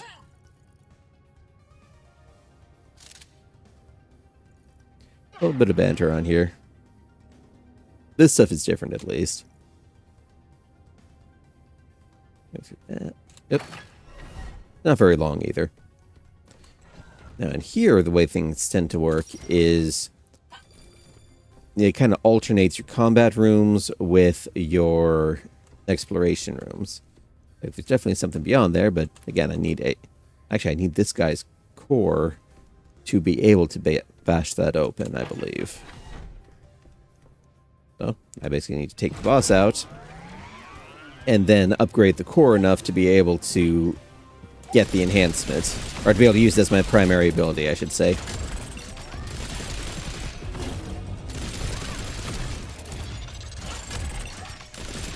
Oop.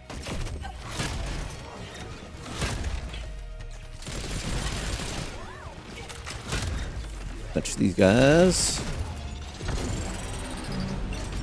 Yeah, and there's that retaliation, so he doesn't like the fact that I took out an elite. Which means he's now tossing a laser turret in here to mess my day up. And laser turrets are actually pretty good for that. Big beam, hard to dodge, sweeps everything at that level.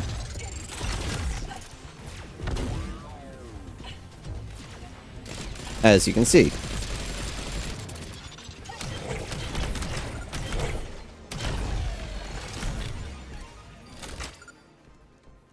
And there we go. That's a proper combat room. And get a minor enhancement, tweak my abilities up a little.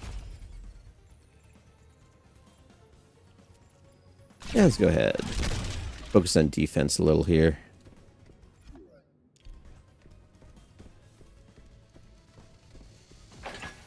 And this room we get environmental challenge. That hurts, as one might guess. Okay, so I've gotten the actual cipher out of this one. Ow.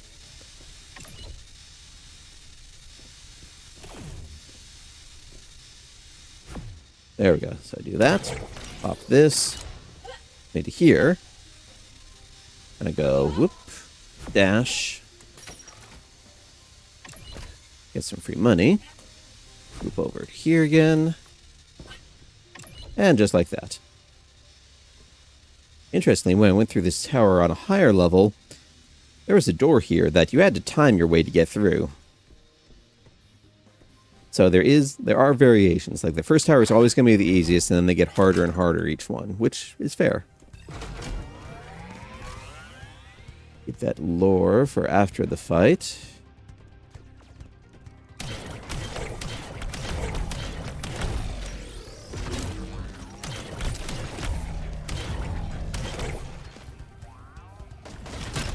Pop you. Pop you.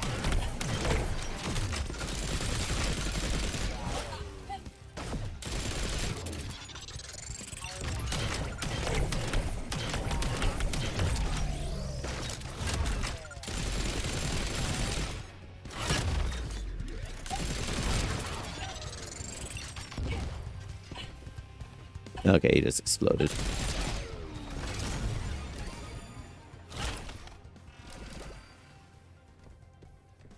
Yeah, again, early rooms tend to be a lot on the easier side. So this one I got a choice of. If I'm willing to pay some of my cash out, I can grab that, but I like this ability better.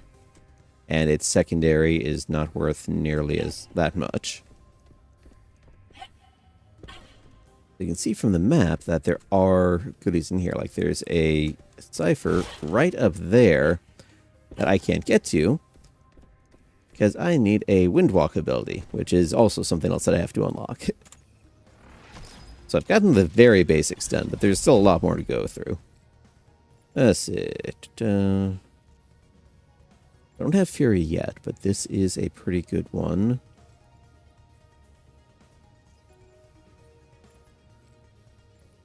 Actually, go ahead. Focus on defense first. Alright, so now we've got a branch. So we've got the main path here versus a challenge room down over this way.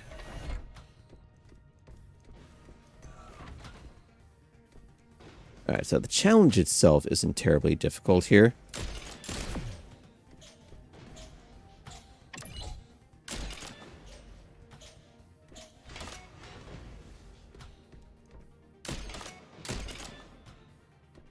But getting into this room, on the other hand...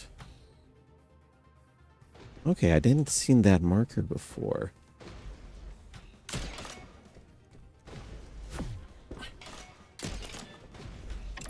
That was about here.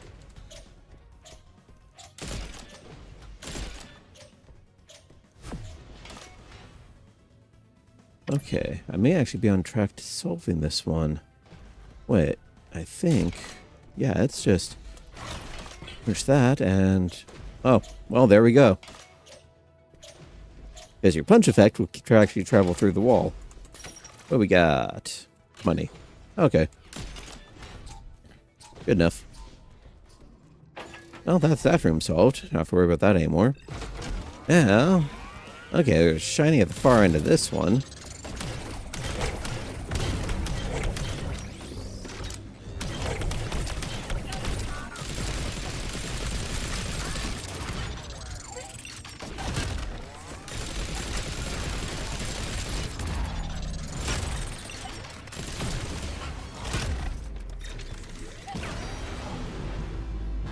Always getting angry with me. What do we got? Ah, shield generator. Where are you hiding? There we go.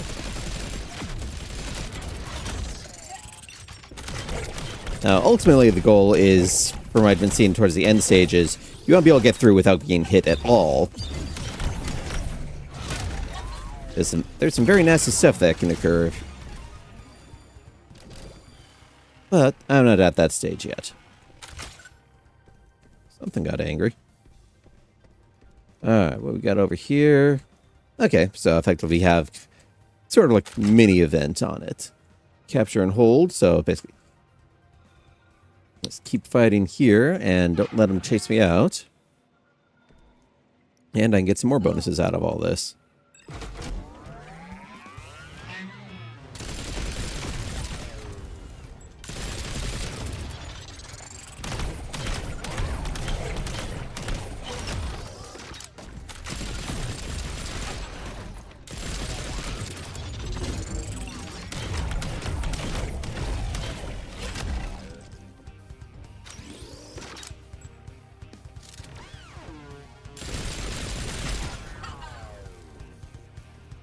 Yeah, I can just barely reach him. There we go.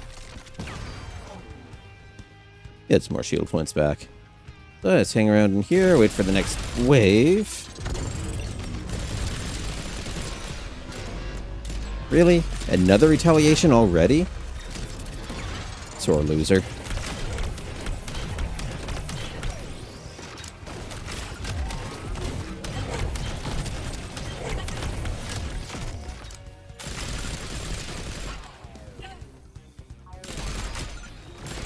And there we go.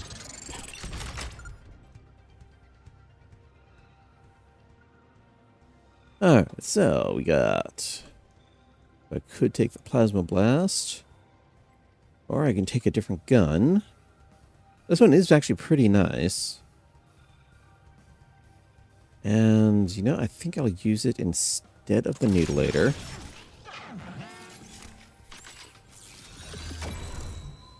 But I grab this ability. Last bullet fires off a vibro grenade. And I'll put it over on here. Now this gun, actually, little explodey launcher, nice and handy. Get myself another core enhancer.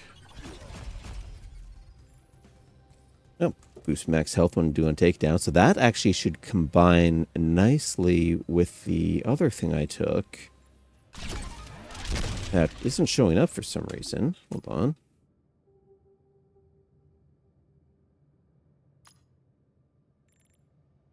Right. Because I know I thought I took it anyway. Yeah, no, I saw it take an effect. Weird. Yeah, sometimes UI does not give you everything that's relevant. But now, health will go up with each takedown, and each takedown will get me a little bit of healing to keep up with that increased health.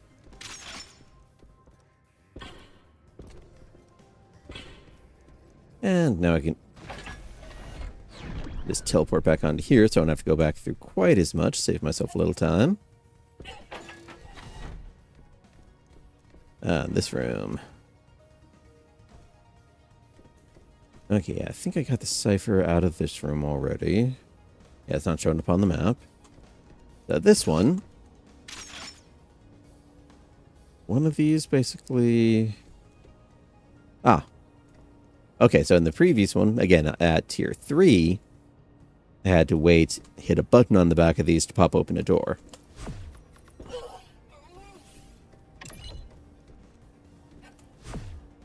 There we go. Whereas on this one, just don't get paddled. Like so.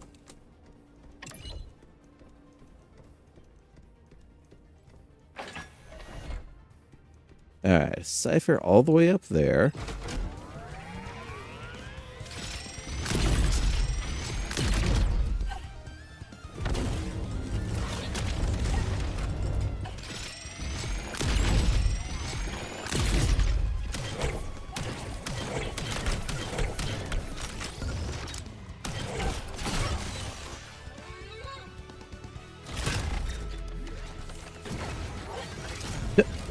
And that was that.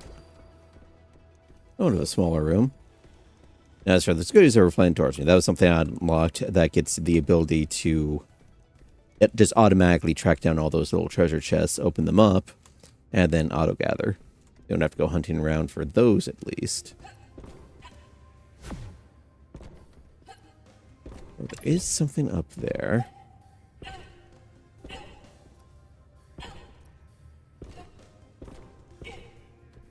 Matter of trying to find a path. Because, I mean, it looks like, in theory, what I should be able to do is just get up to here.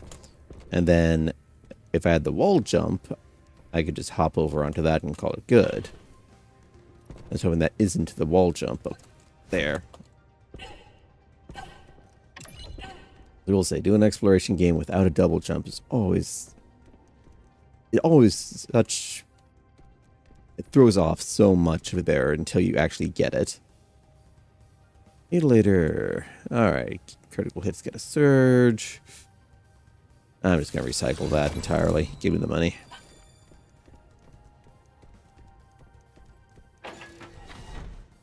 So definitely make sure that there's plenty of reason to come back again on here.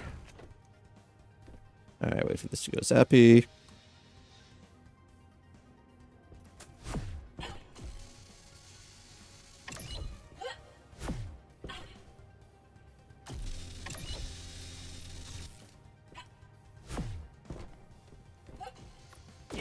Ow. Yeah, definitely need to work on getting upgrades to the boost speed time on there. Overestimated a little bit. Yeah, now lockdown. So this is the big fight room, or at least for the end of the first floor.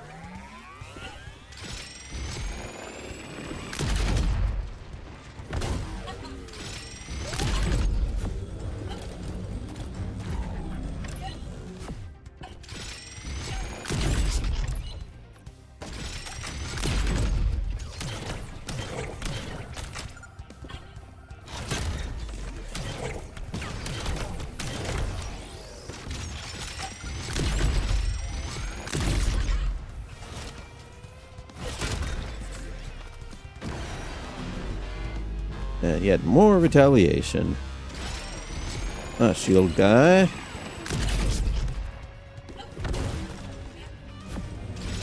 There it is.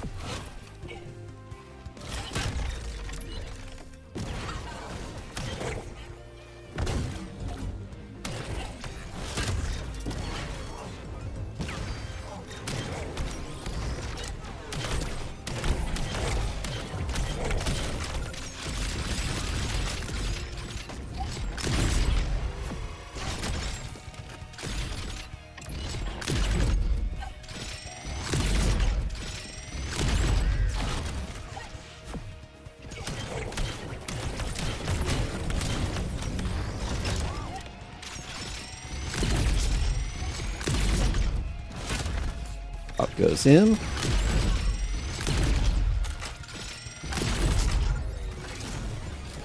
And there you go.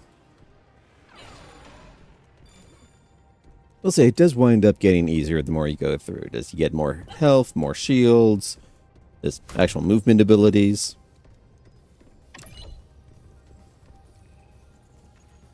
I'll grab you.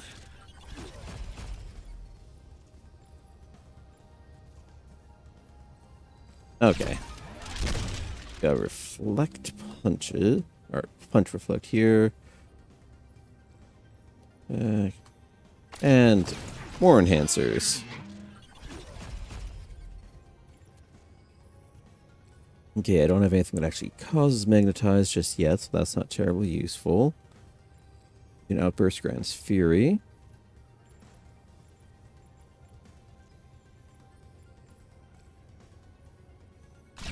Yeah, we'll go with that. Even though I don't really use the outburst all that much, I probably should use it more. Ooh, shotgun. Shotguns are pretty nice. Oh, you want me to pay health for this one? That's mean. Yeah, I don't want a shotgun that badly. They are nice, but I know I can find more actually dropping that won't cost me an arm and a leg. Okay, need to be able to punch through on there, so that's out of the running for now. Now the end of floor shop. Oh, nice.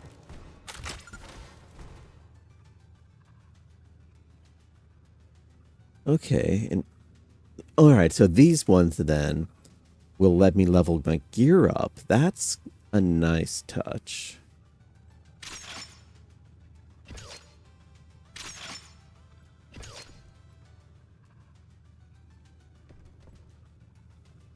Oh, I got these.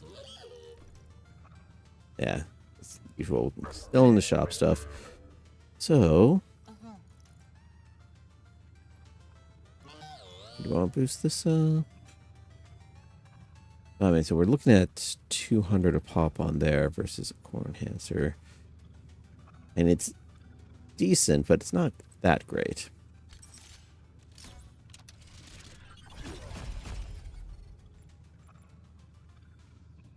Oh, gain shield when reflecting projectiles with punch. Even more healing. Nice. Definitely take that.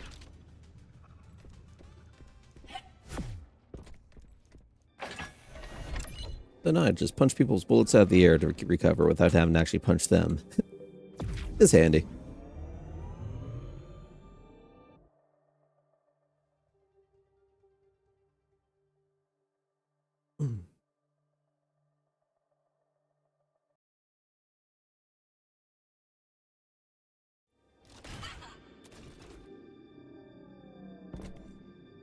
And here we go. Floor 2.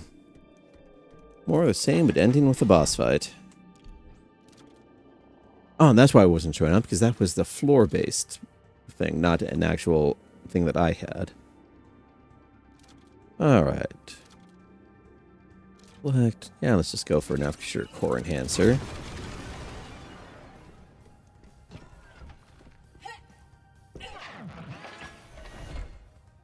Oh, what you want here, Strike?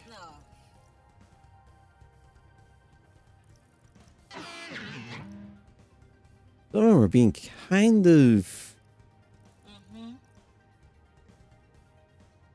like they try to be friendly-ish. Because, I mean, they are all Shapers. It's just, those guys, the Overlords, they're corrupted Shapers.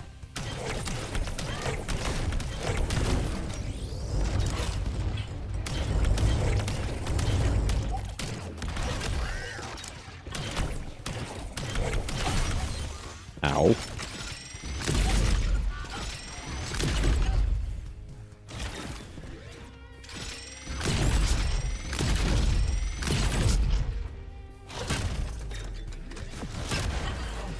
Okay, so you get it's a little bit of shields from punching that stuff out of the air.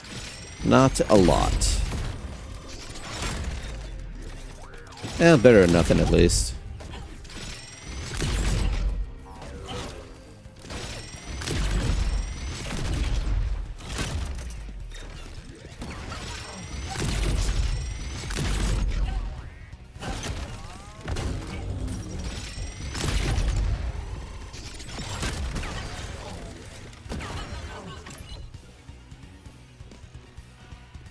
Luminous areas.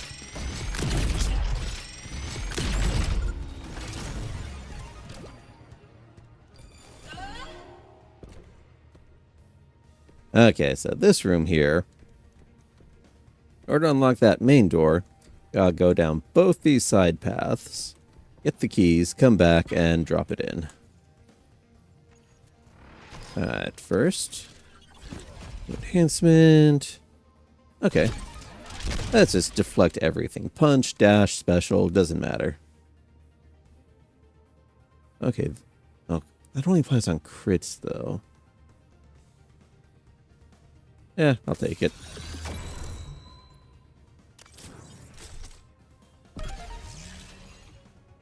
And we got another shiny hiding somewhere up there that, again, can't quite get to. I think a lot of the exploration is going to require more along the lines of getting specials from the cores to get more kind of main talent abilities, and then use those to get more of the other stuff that's hiding around.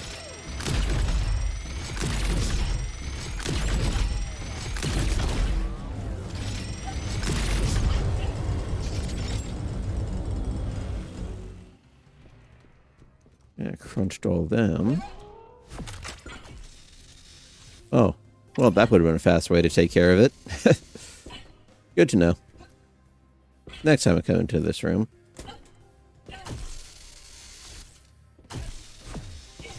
Oh, having both a get on and get off. Sneaky.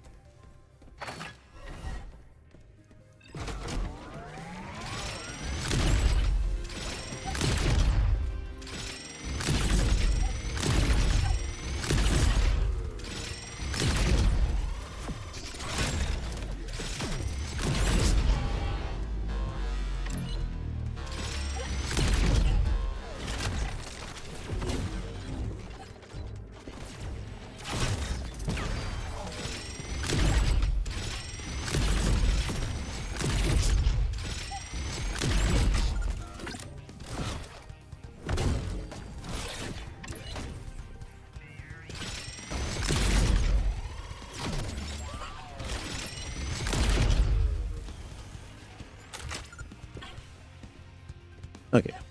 As you can see, a little hint over on that mini-map of where someone's hiding out at. Not hugely obvious, though.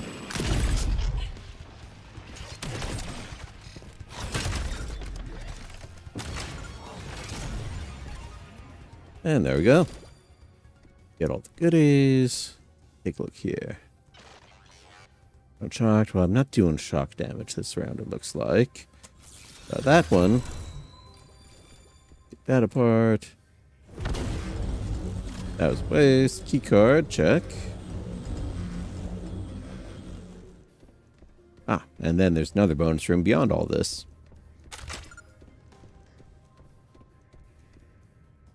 Oh, there's also... what do we got locked up here? Got the quivers, same thing I've got here, just a little more powerful. Not worth that much cash, though.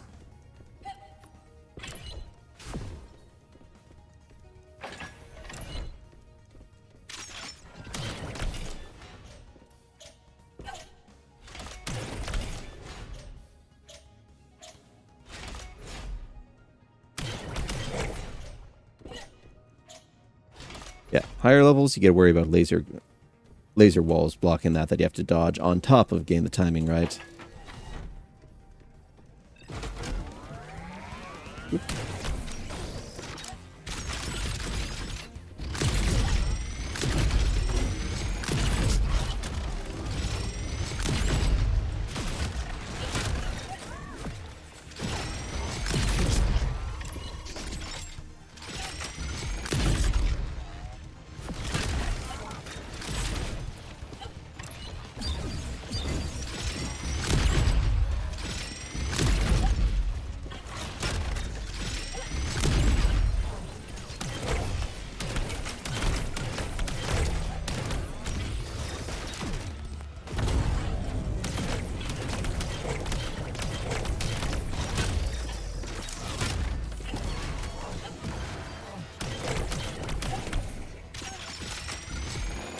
Stop hiding. Yep. You know what? Alright, that works. I think I must have been hidden with a burn effect on there. Okay, another beacon capture. Grab the lore item. Alright. Exposed circuitry. Well, all this exposed circuitry gives me heebie-jeebies. Oh, if I may, that's just conductive wiring keeps this tower operational. Consider the towers themselves are essentially enormous robots. If we remove our outer paneling, we wouldn't look too dissimilar. Does that help? Not especially. Hey, Mimo, let's talk about something else. Yeah. Okay. Oh, yeah, I think I was saying about not having shock. Yeah, let's go ahead.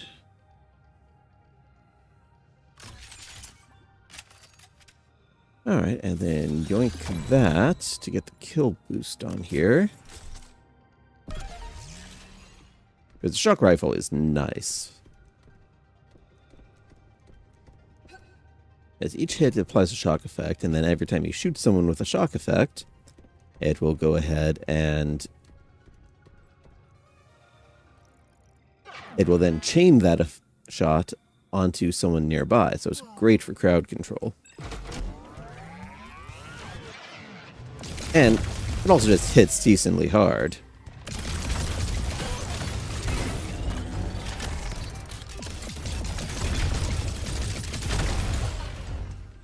And that EMP effect is an AoE.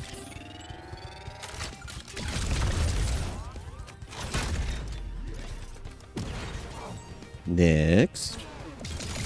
Really spawn them right inside here.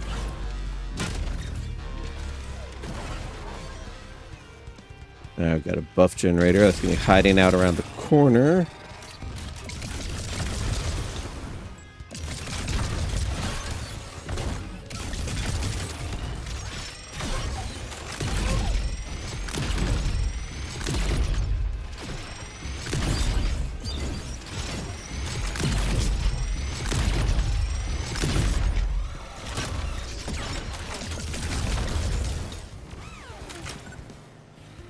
I can't get to.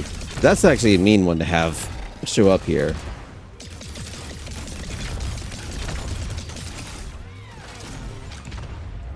Because I can't leave this spot to go pick him up. I'll add chain. And then there's a shotgun. I do not like that secondary effect. Yeah, deal double damage, but cost you 5 credits a shot.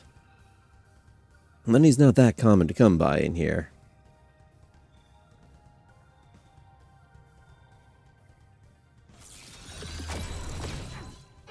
Let's grab that and let's add chain onto the repeater.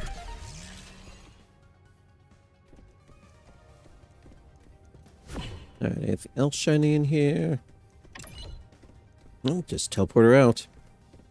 Yeah, that one cost a chunk of health. And having to stand your ground going against melee heavy guys will kind of do that to a person. That's good.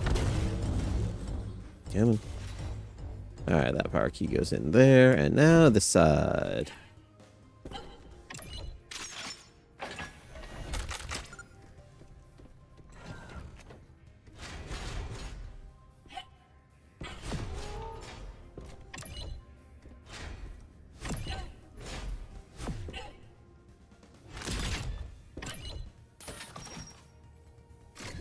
Oh, that helps nicely.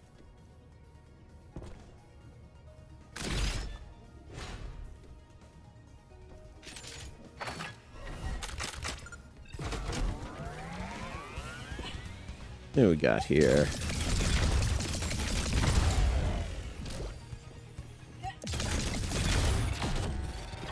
Oh, that has a homing effect.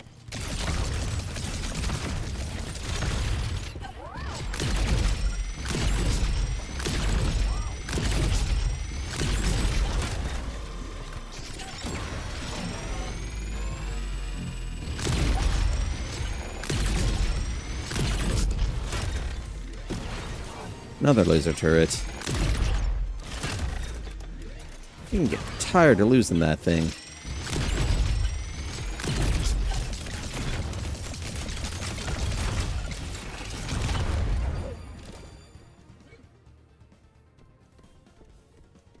Alright, simple enough there. Power key. Ability. Now, not hugely great, but I'll take it anyway. Got a slot to fill, may as well use it. What we got back this way? Alright, stun grenade. Nah. Not sure that cost. Back we go.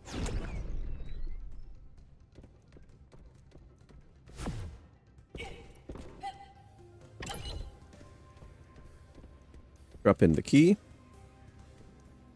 Come on. Big ominous door. Ooh. On to the boss room. I think it's the boss room next. Up. Oh, laser room. Bosses come later. Okay. They all generally stay at about the same height. Ow. Ow. Good enough. Now we got the boss room coming up.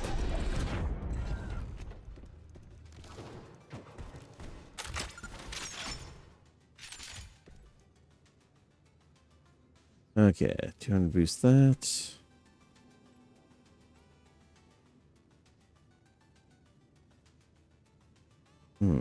Use up a good chunk of my cash to top off my health, which wouldn't be a bad idea.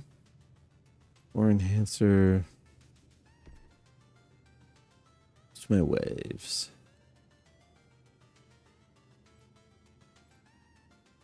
Yeah. Then rip me off on the health here.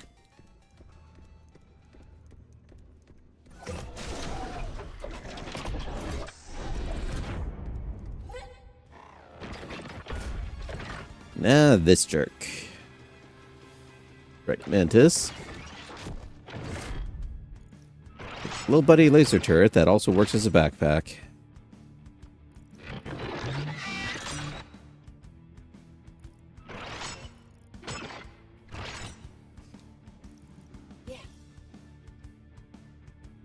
I mean, having a sworn rival isn't a bad thing.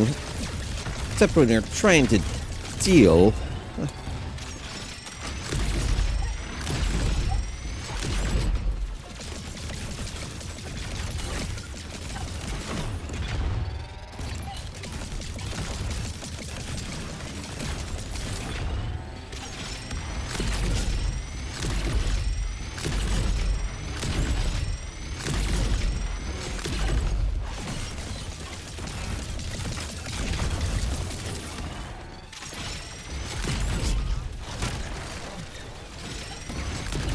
My shield's charged back up here.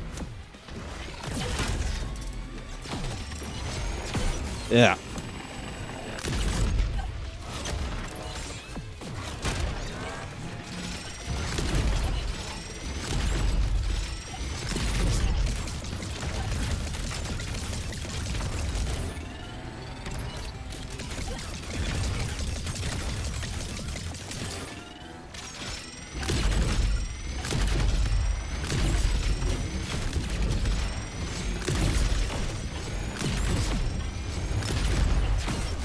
Ow.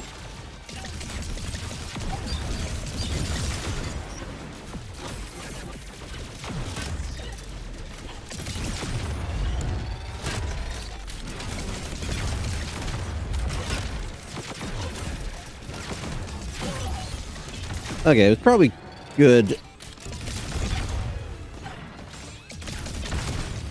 I took that health power up there.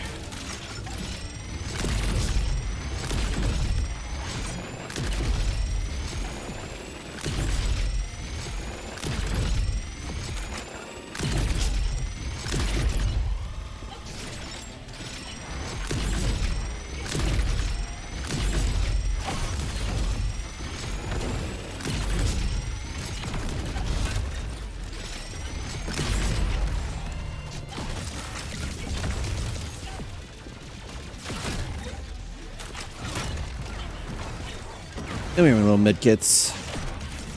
Aw.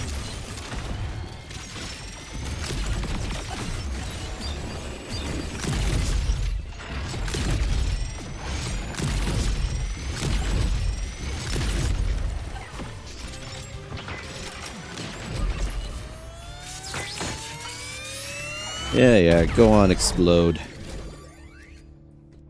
Yeah, back up to full. And I now get his core.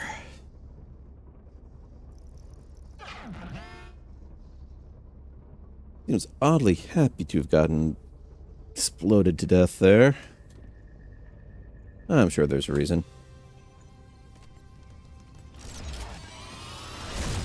Slurp.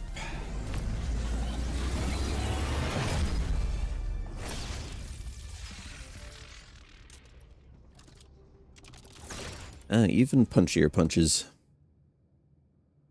Name the strike core. Use your secondary to unlock unique core enhancements in your runs. Increase affinity level to unlock its full set of powers and enhancements. Free the tower. Get a long-term bonus here.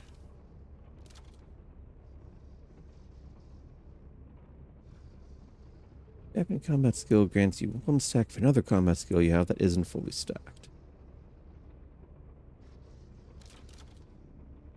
I guess combat skills are the buffs, but I don't think those had a cap on them. I'll take the healing anyway.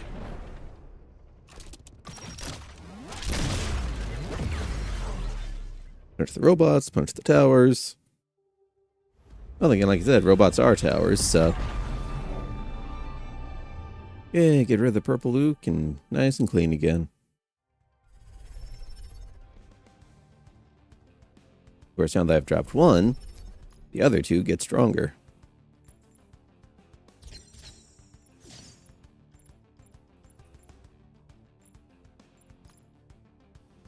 Alright. Go for Wind Magistrate here.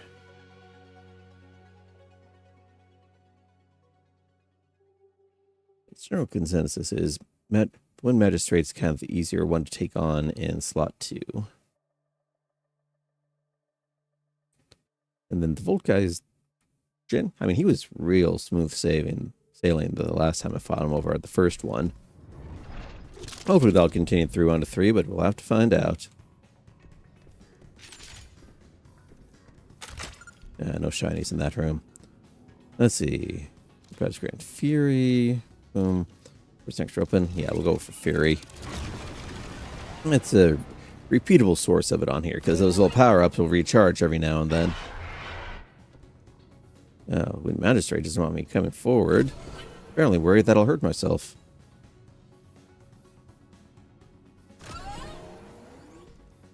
Okay, so is that cap at 5? Is that what's going on here?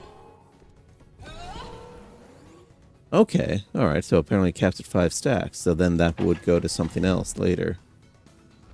Good to know. Give me some cash. And fight room.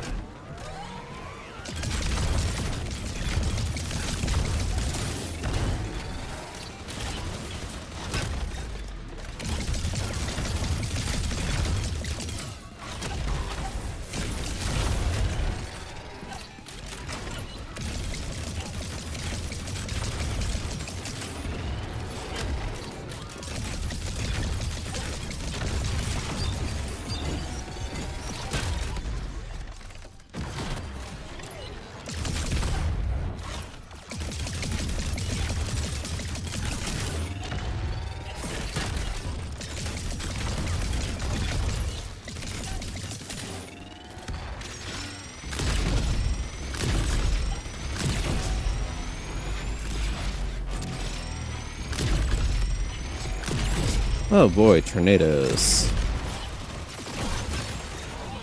Not as much fun in-game as they are in real life.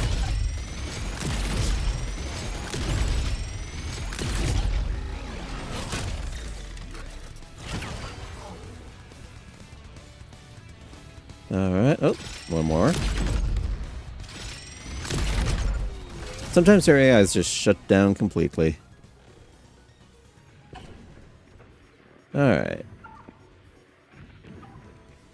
Nope, not enough cash now for that.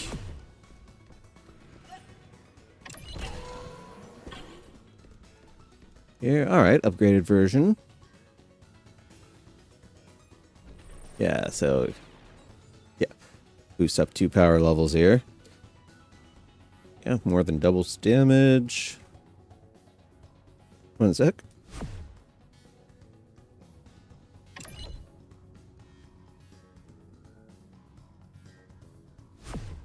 Yeah, sorry, something got stuck in my throat there.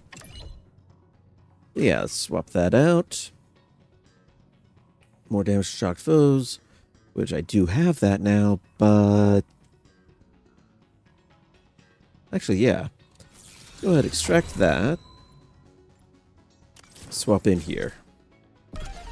There we go.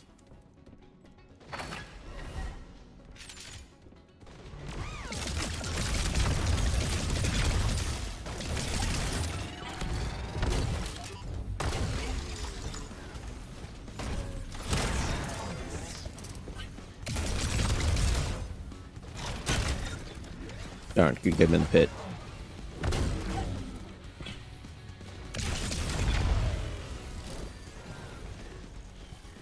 Yeah, once more. Shiny all the way up there. No path to get to it without flight. Or wind walk, or whatever winds up getting.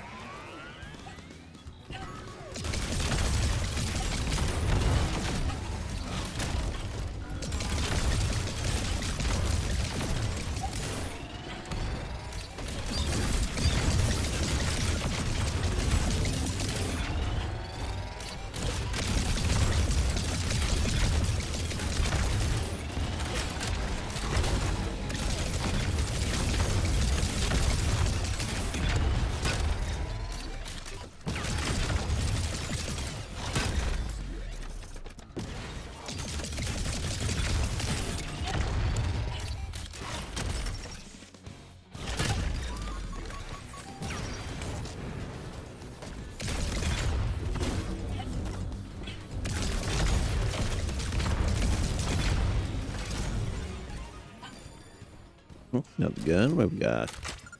Crit chance.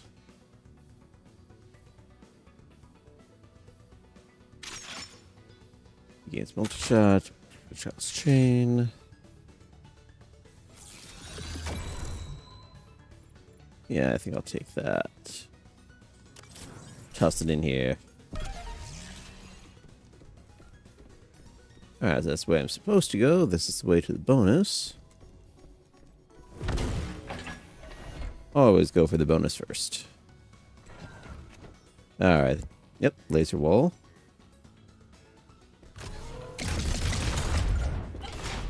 Fairly simple room.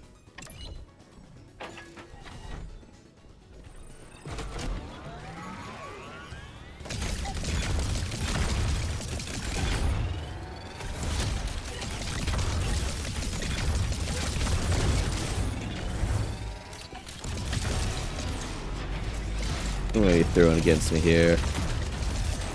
Manchurian's captain. Okay.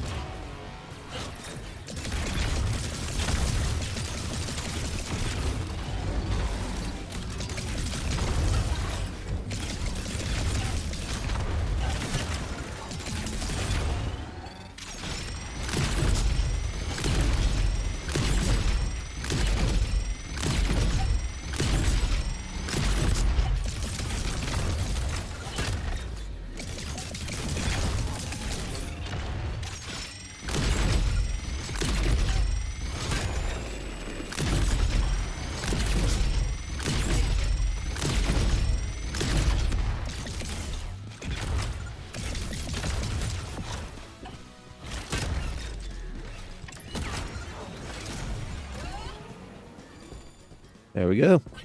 Room clear. Pulse grenade. Yeah. Work that out. And another territory control. Seem real fun. Oh, not territory control. Elite bosses.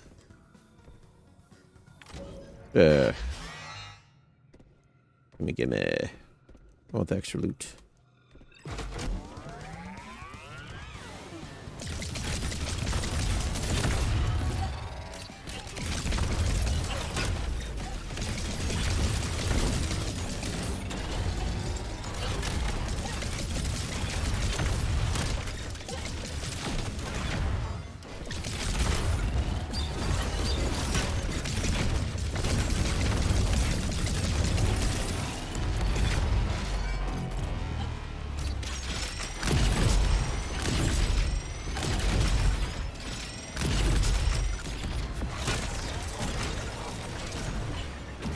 And there we go.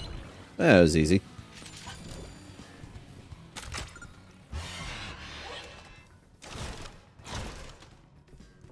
Can't punch the punching bag, alas. Okay, blast bullet launches kinetic grenade. Kills recharge 15% cooldown. There, I got 10% built into it. Yeah, let's rip that out here.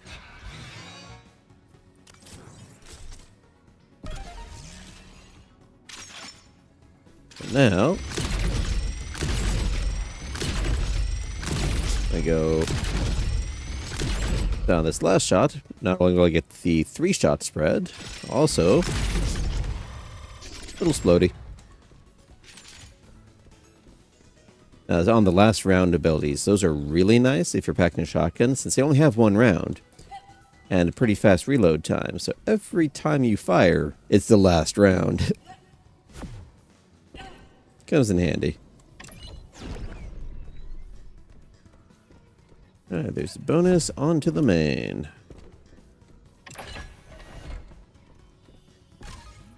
Security system. Go in the light show, Mimo? You'd think a do not disturb sign would be enough. Oh, the Overlord's north, then a mere sign could never stop you, Ada. Right, that's not... Never mind. Mimo doesn't exactly have a sense of humor. Very literal-minded. Hey. Woke us up from stasis to save the city, so not all that bad. They do help out.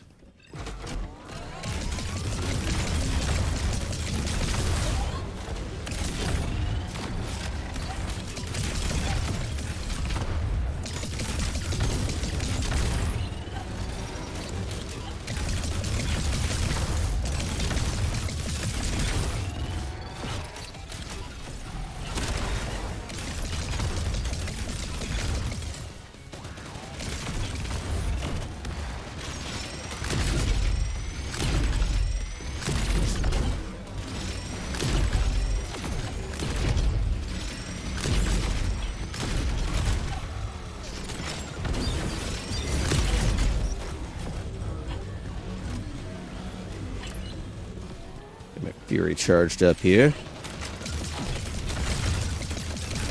Then just melt these guys.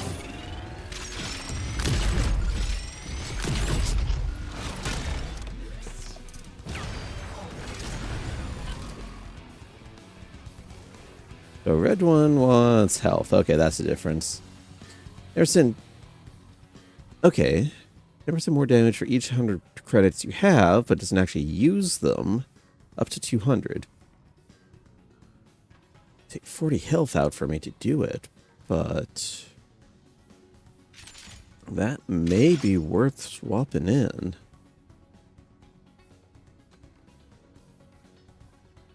The gun itself is actually pretty good. Yeah, it'll sting, but I can afford it.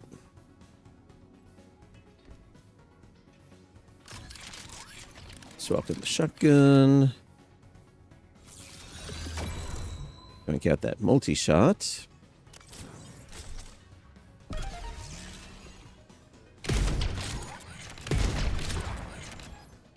There we go.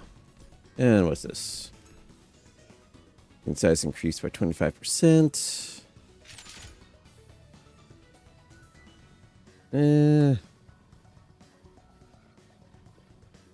Oh no.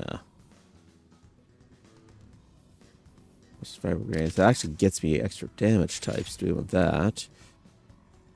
I'm just going to recycle that. Reload speed is fast enough that it's not that terribly important. Alright, nothing else in here.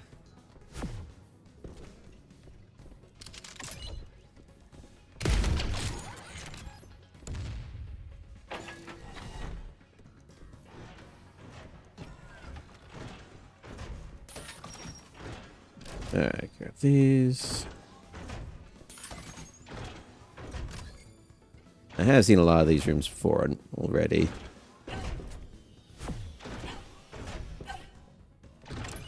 Doesn't mean I always get it right, but...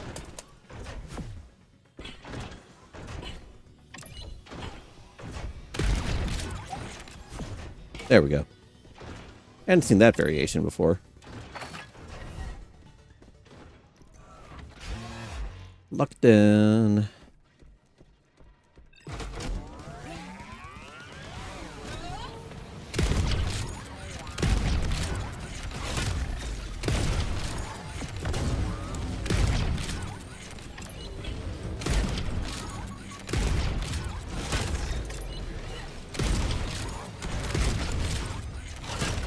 I can see why I do like having the shotgun. More Centurions, okay.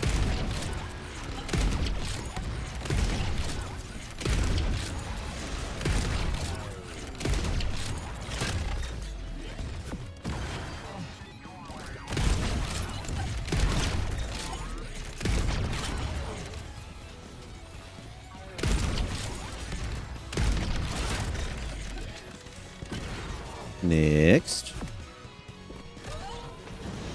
Yep.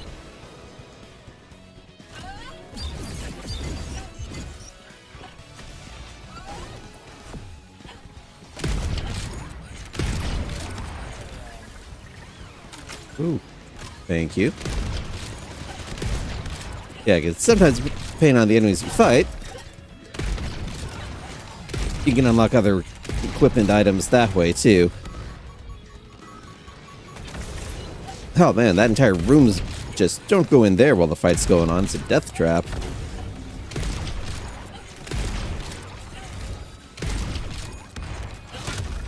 Pop you.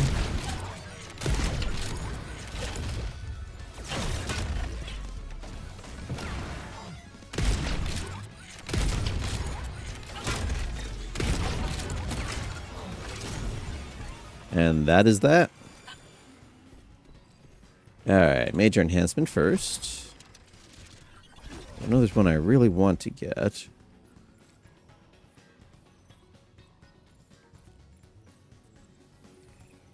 Outburst now stays in place. Okay, that could be interesting. The boosted shock rifle. The 16 versus 11. Fast versus lucky. Might swap that. Alright, that one, yeah, let's go ahead.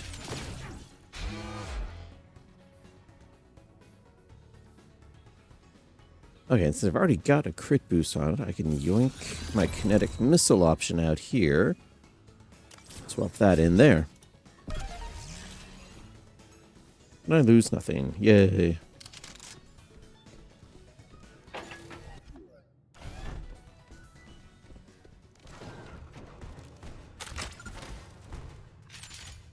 Okay, yeah, those are up to date. That's up to date.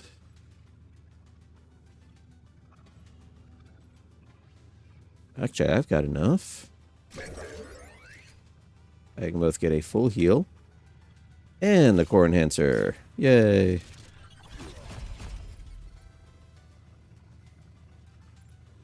Okay. Okay, whenever you gain Fury, gain an extra stack. That could be handy. I'll need to get a reliable source of Fury soon, because I'm not going to be getting any more after this level. But it's down from those jump pads, because those are just about to wear off. Oopsie daisy.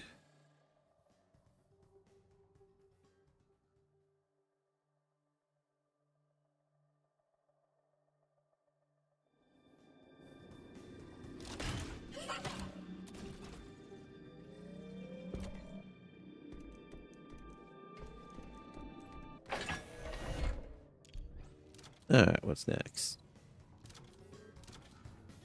Alright. Fortify, which is it's kind of neat, but go reflective.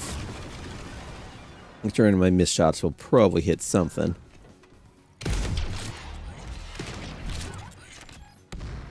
Violence is rarely the answer. Turn back, for you regret your choices.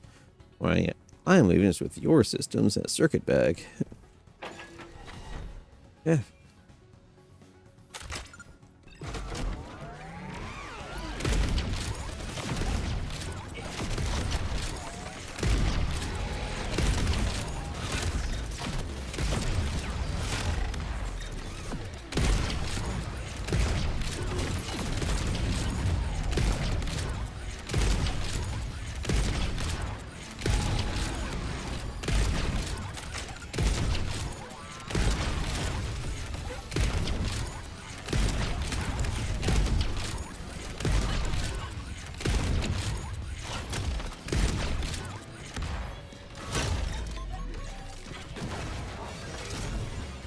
And that was fast.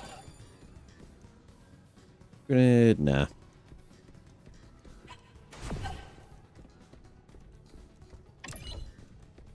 And gun. Eh, nothing really special there. Give me the money. Thank you. Yeah, there was a special over on this way back the first time I hit this room, but obviously I already picked it up.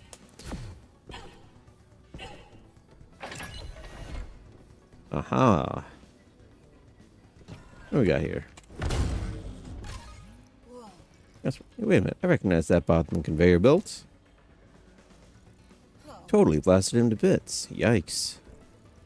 Where do you think they're headed, Mimo? Probably get prepared, so they can try and kill you again. Oh, fun. Here's for a future second date.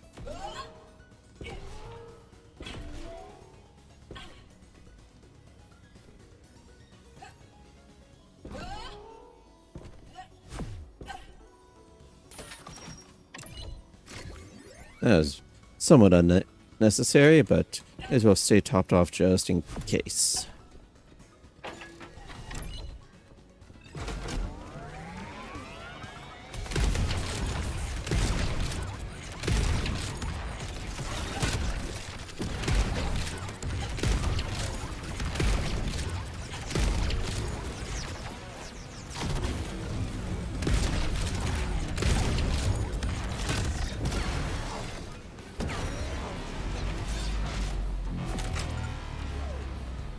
Tornado time.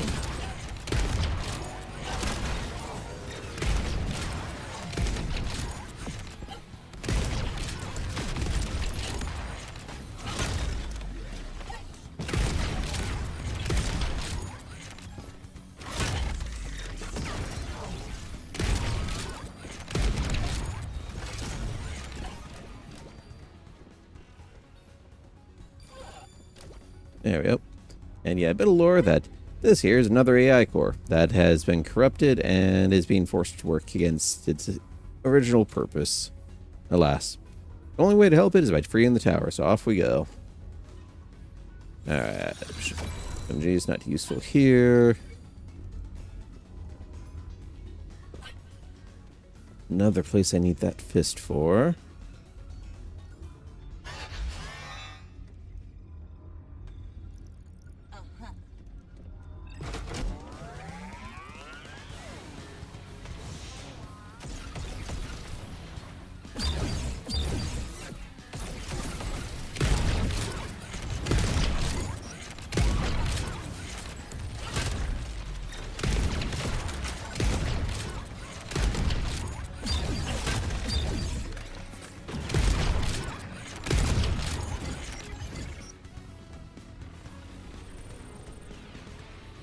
Next.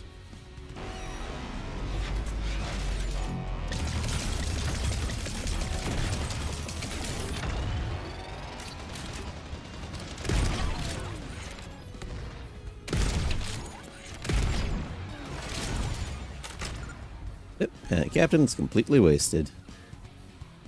Got Last bolt launches kinetic grenade, which I've got. That's useless there. Explosion is 25% larger. Well, this one isn't strictly an explosion, so neither of these are terribly useful for me. Well, a little bit more money.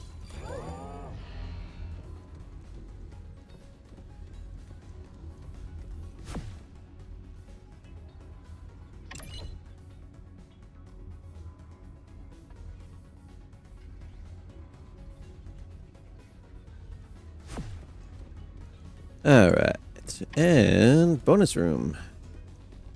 Alright, so hop the pad here. Pass over what would have been an activated minefield. Oh, can I get through now? Yes, I can. Let's see what's beyond this wall. As this bonus area was blocked off the last time I was through here. Oh, this should... Potential upgrade. Promising. I like how that sounds.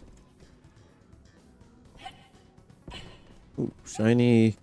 I cannot jump high enough to get to there, so it's going to be on the way back out.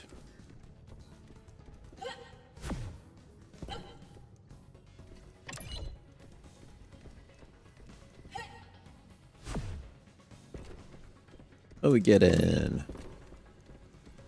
Aha. Yes, this should be the wall jump.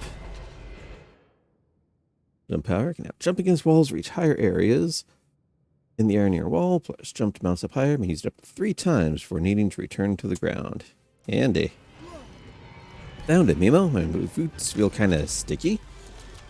That'll be a variable magnetic field. You should be able to jump off of vertical surfaces.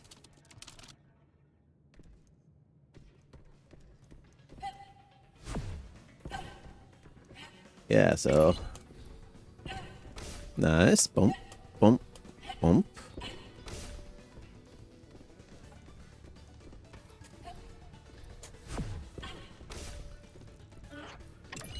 Wall jump is quite formidable, Ada.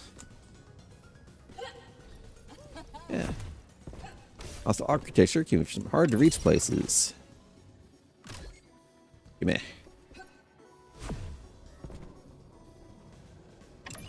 Nice, that will make exploration a lot easier.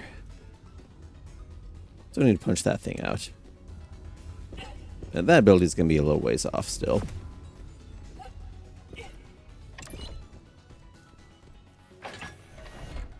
But that is enough to get me through that next zone over in the hub area. So next run, we'll get even more stuff unlocked.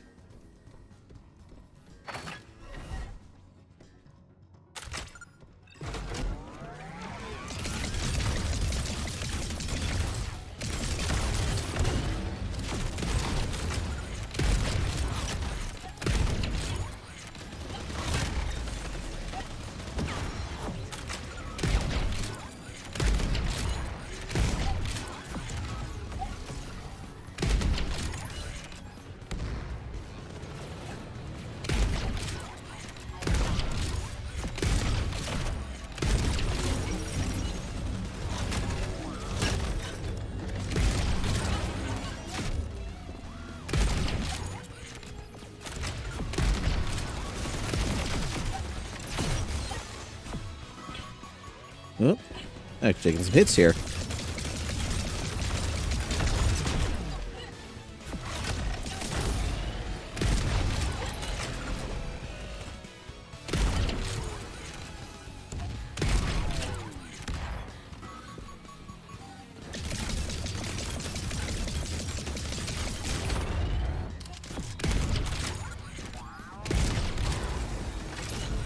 There we go.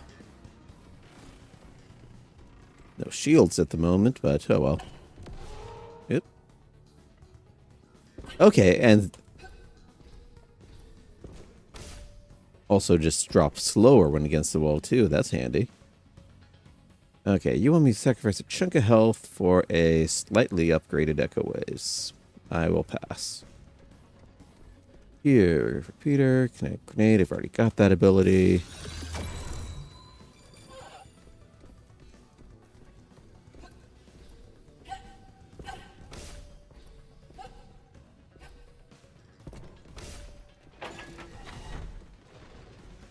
There's a pretty low ripple pattern.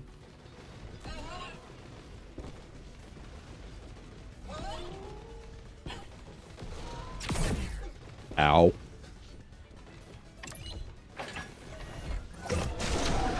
And boss room coming up. I'm sure this lack of shields would not cause me any problems whatsoever. Ooh, shop restock cipher. Boink. Alright, so. No upgrades there, no healing.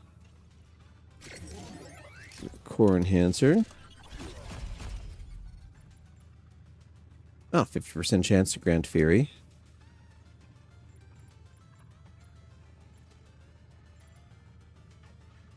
There's something. Okay, whenever I gain Fury, I gain one more. There's a chance to get two. Got this. What do you have? Pass. 50% damage boost. But I can't afford it. That would be nice for this, though. But alas. Onwards. Oh, my health did get topped off, though. I just have no shield, so I have to wait till he spawns some ads for me to get those. Look for you, not like the other overlords. I'll make this painless. So sure of yourself. Ow. Perhaps for good reason.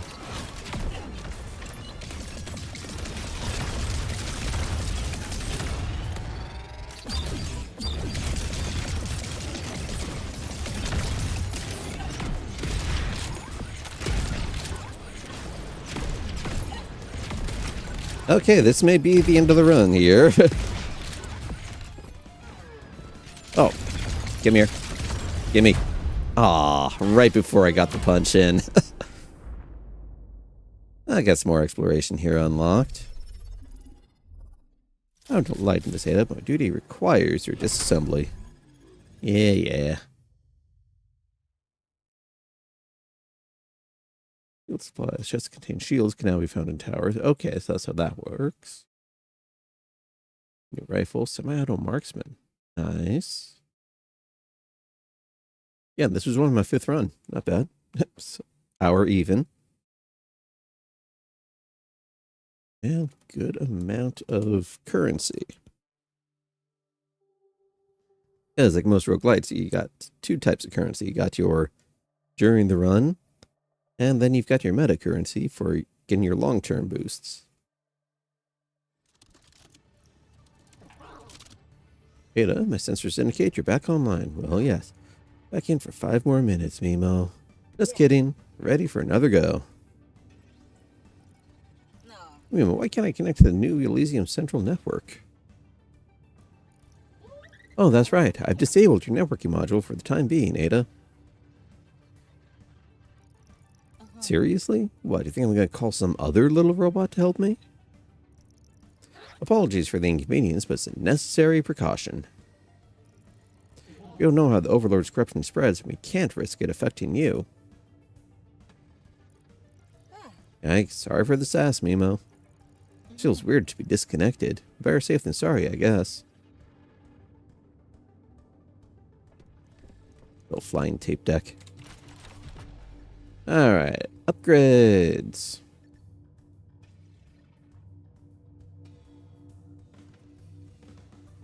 Okay, that's pretty decent there.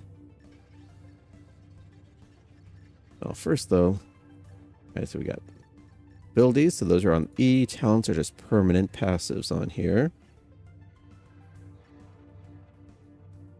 Okay, let's grab this first. And I don't know, shop restock and wait. Weapons, I want to unlock that Banisher, because that looks like it'll be fun. And let's go dash accelerator. And more shields.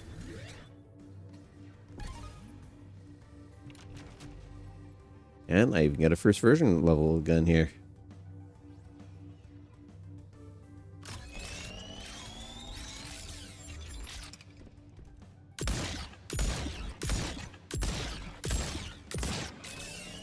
Okay.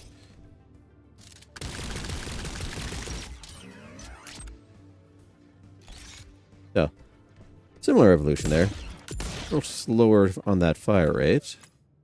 That makes sense. Yeah, 7 per second. Fast you can click it versus... Still, be a good start. And then, what's my freebie weapon? Aftershock. You know. Rip that out. Put it in here. Goldie leap slams, not bad.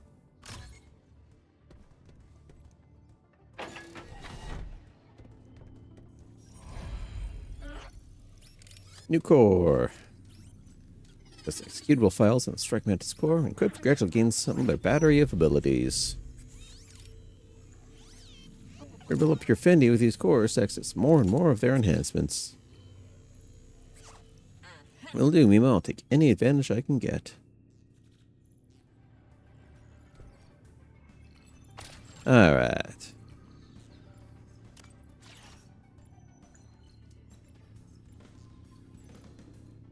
Alright, one managed strike for that one. So I got Striker, Volt, Haste, and Rapid Fire.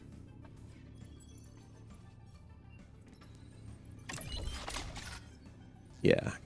But I need to best get enough XP onto that one to turn it into a primary.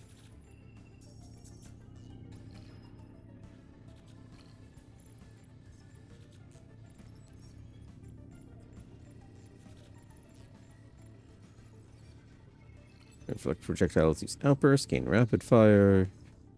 Reflected gain pierce. Projectile pierces, it gains reflect. Nice. Okay, so I guess in theory, if that keeps stacking the way the name describes it on there.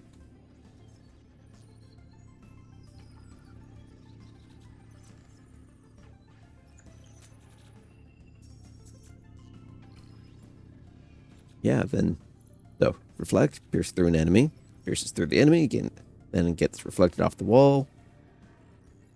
The right lineup, that can be mean. Every time they pierce, they chain on top of that, alright.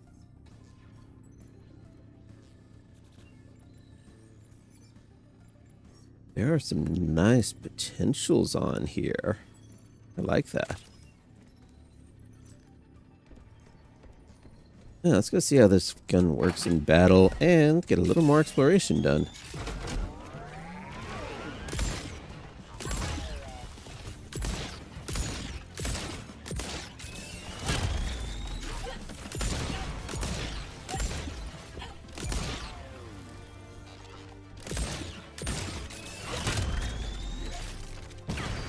Well, guess even level guys, about 2 shots to pop.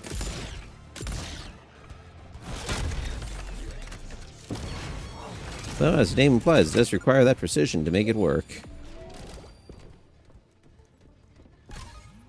Megrel.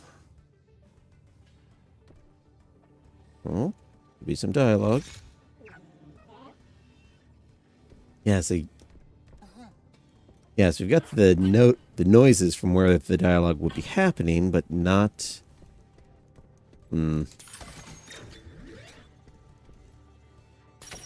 Oh, there's the shield pickups. That's cool. Well, also launches kinetic grenade. That in here. Okay, so it does not automatically open the shield ones, which is reasonable, I suppose, because you need those for healing. You might want to have more choice over when to open them.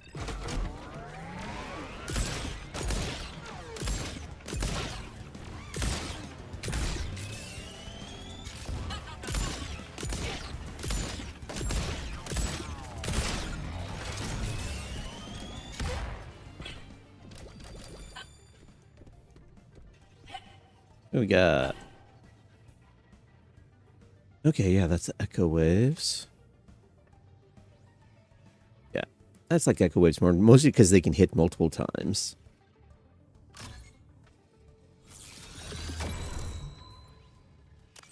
And they're great for hitting a group of guys all at once.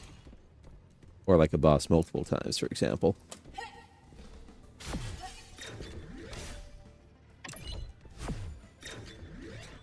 Yeah, so you don't actually have to use those crates. You can shoot them, you can dash through them. All depends what you feel like doing. Alright, give me a major. What we got?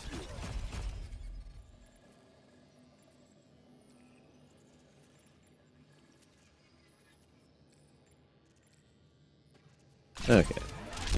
Go Reflecto Punch. Alright, I already opened up that room down there. The thing respawns. So we go zoop, zoop. Already grabbed that after getting the dash. And now, I can make it through this room.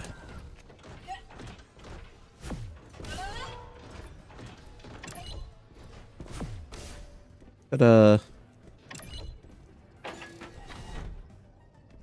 ooh, got a fight in here.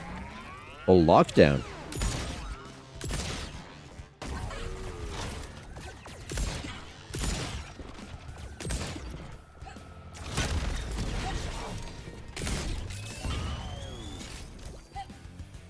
Next.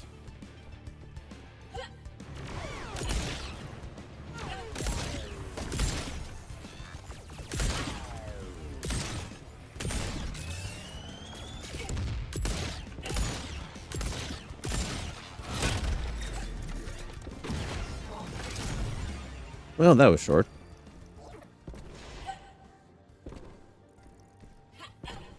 Now it's time for another upgrade. What we got here? Well, looks like something punchy. That's promising. Punching is nice. Affinity Amplifier. We now increase the affinity level of cores further than before. Can you defeat an overlords or an affinity for their respective cores, upgrade them to unlock powerful new shaper hacks and dual core enhancements. Nice.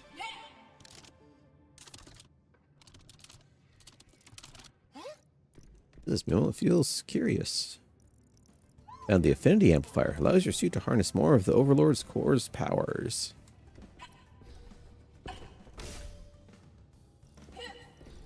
Heck yeah.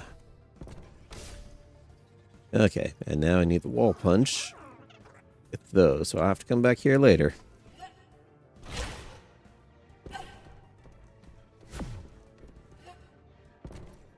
Oh, that was definitely worthwhile.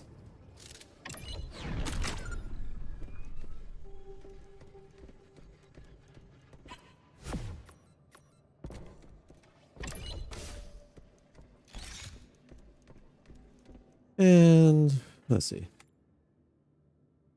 Lost. Start at the next floor in the boss selection screen. Okay. Yeah. The partial run was about an hour. Unfortunately, I've got work tomorrow. So I'm going to call it here. And so I plan to be back on Tuesday. All right, perfect. Back out to the main menu. Anyway, so like I said, I plan to be back on Tuesday. We'll be continuing through on Sulaco. Hope to find... I don't even remember what exactly we're working on there. I know we got the... Got a lot of the power back online, dealing with the city. Oh, right. We were in the main base, or the main hidden base over there, and got those demolition charges. So then we'll be moving on from that. Should be interesting to see what we got going on over here. In the meantime, let's see who I can raid out to. What we got? Notices here. Someone else starting up. Nope, nothing on that side.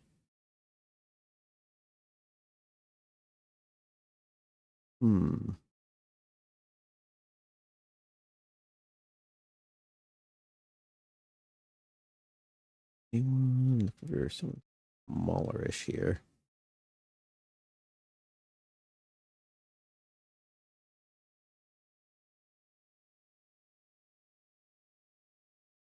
Well, I guess in that case, we will just be headed over to Alice Lunazera. Trans wolf lady here. Very nice. Big supportive community for any trans folk or LGBTQIA plus in general. And she just got bombarded with blow high. That's always nice. So let's go ahead, get that going.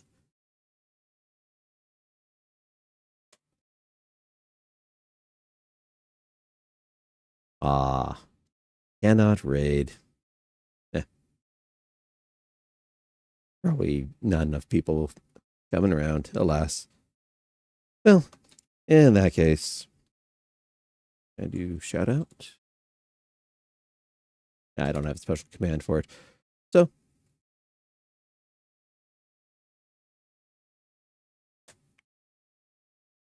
in that case, I guess we'll just call it for the evening here.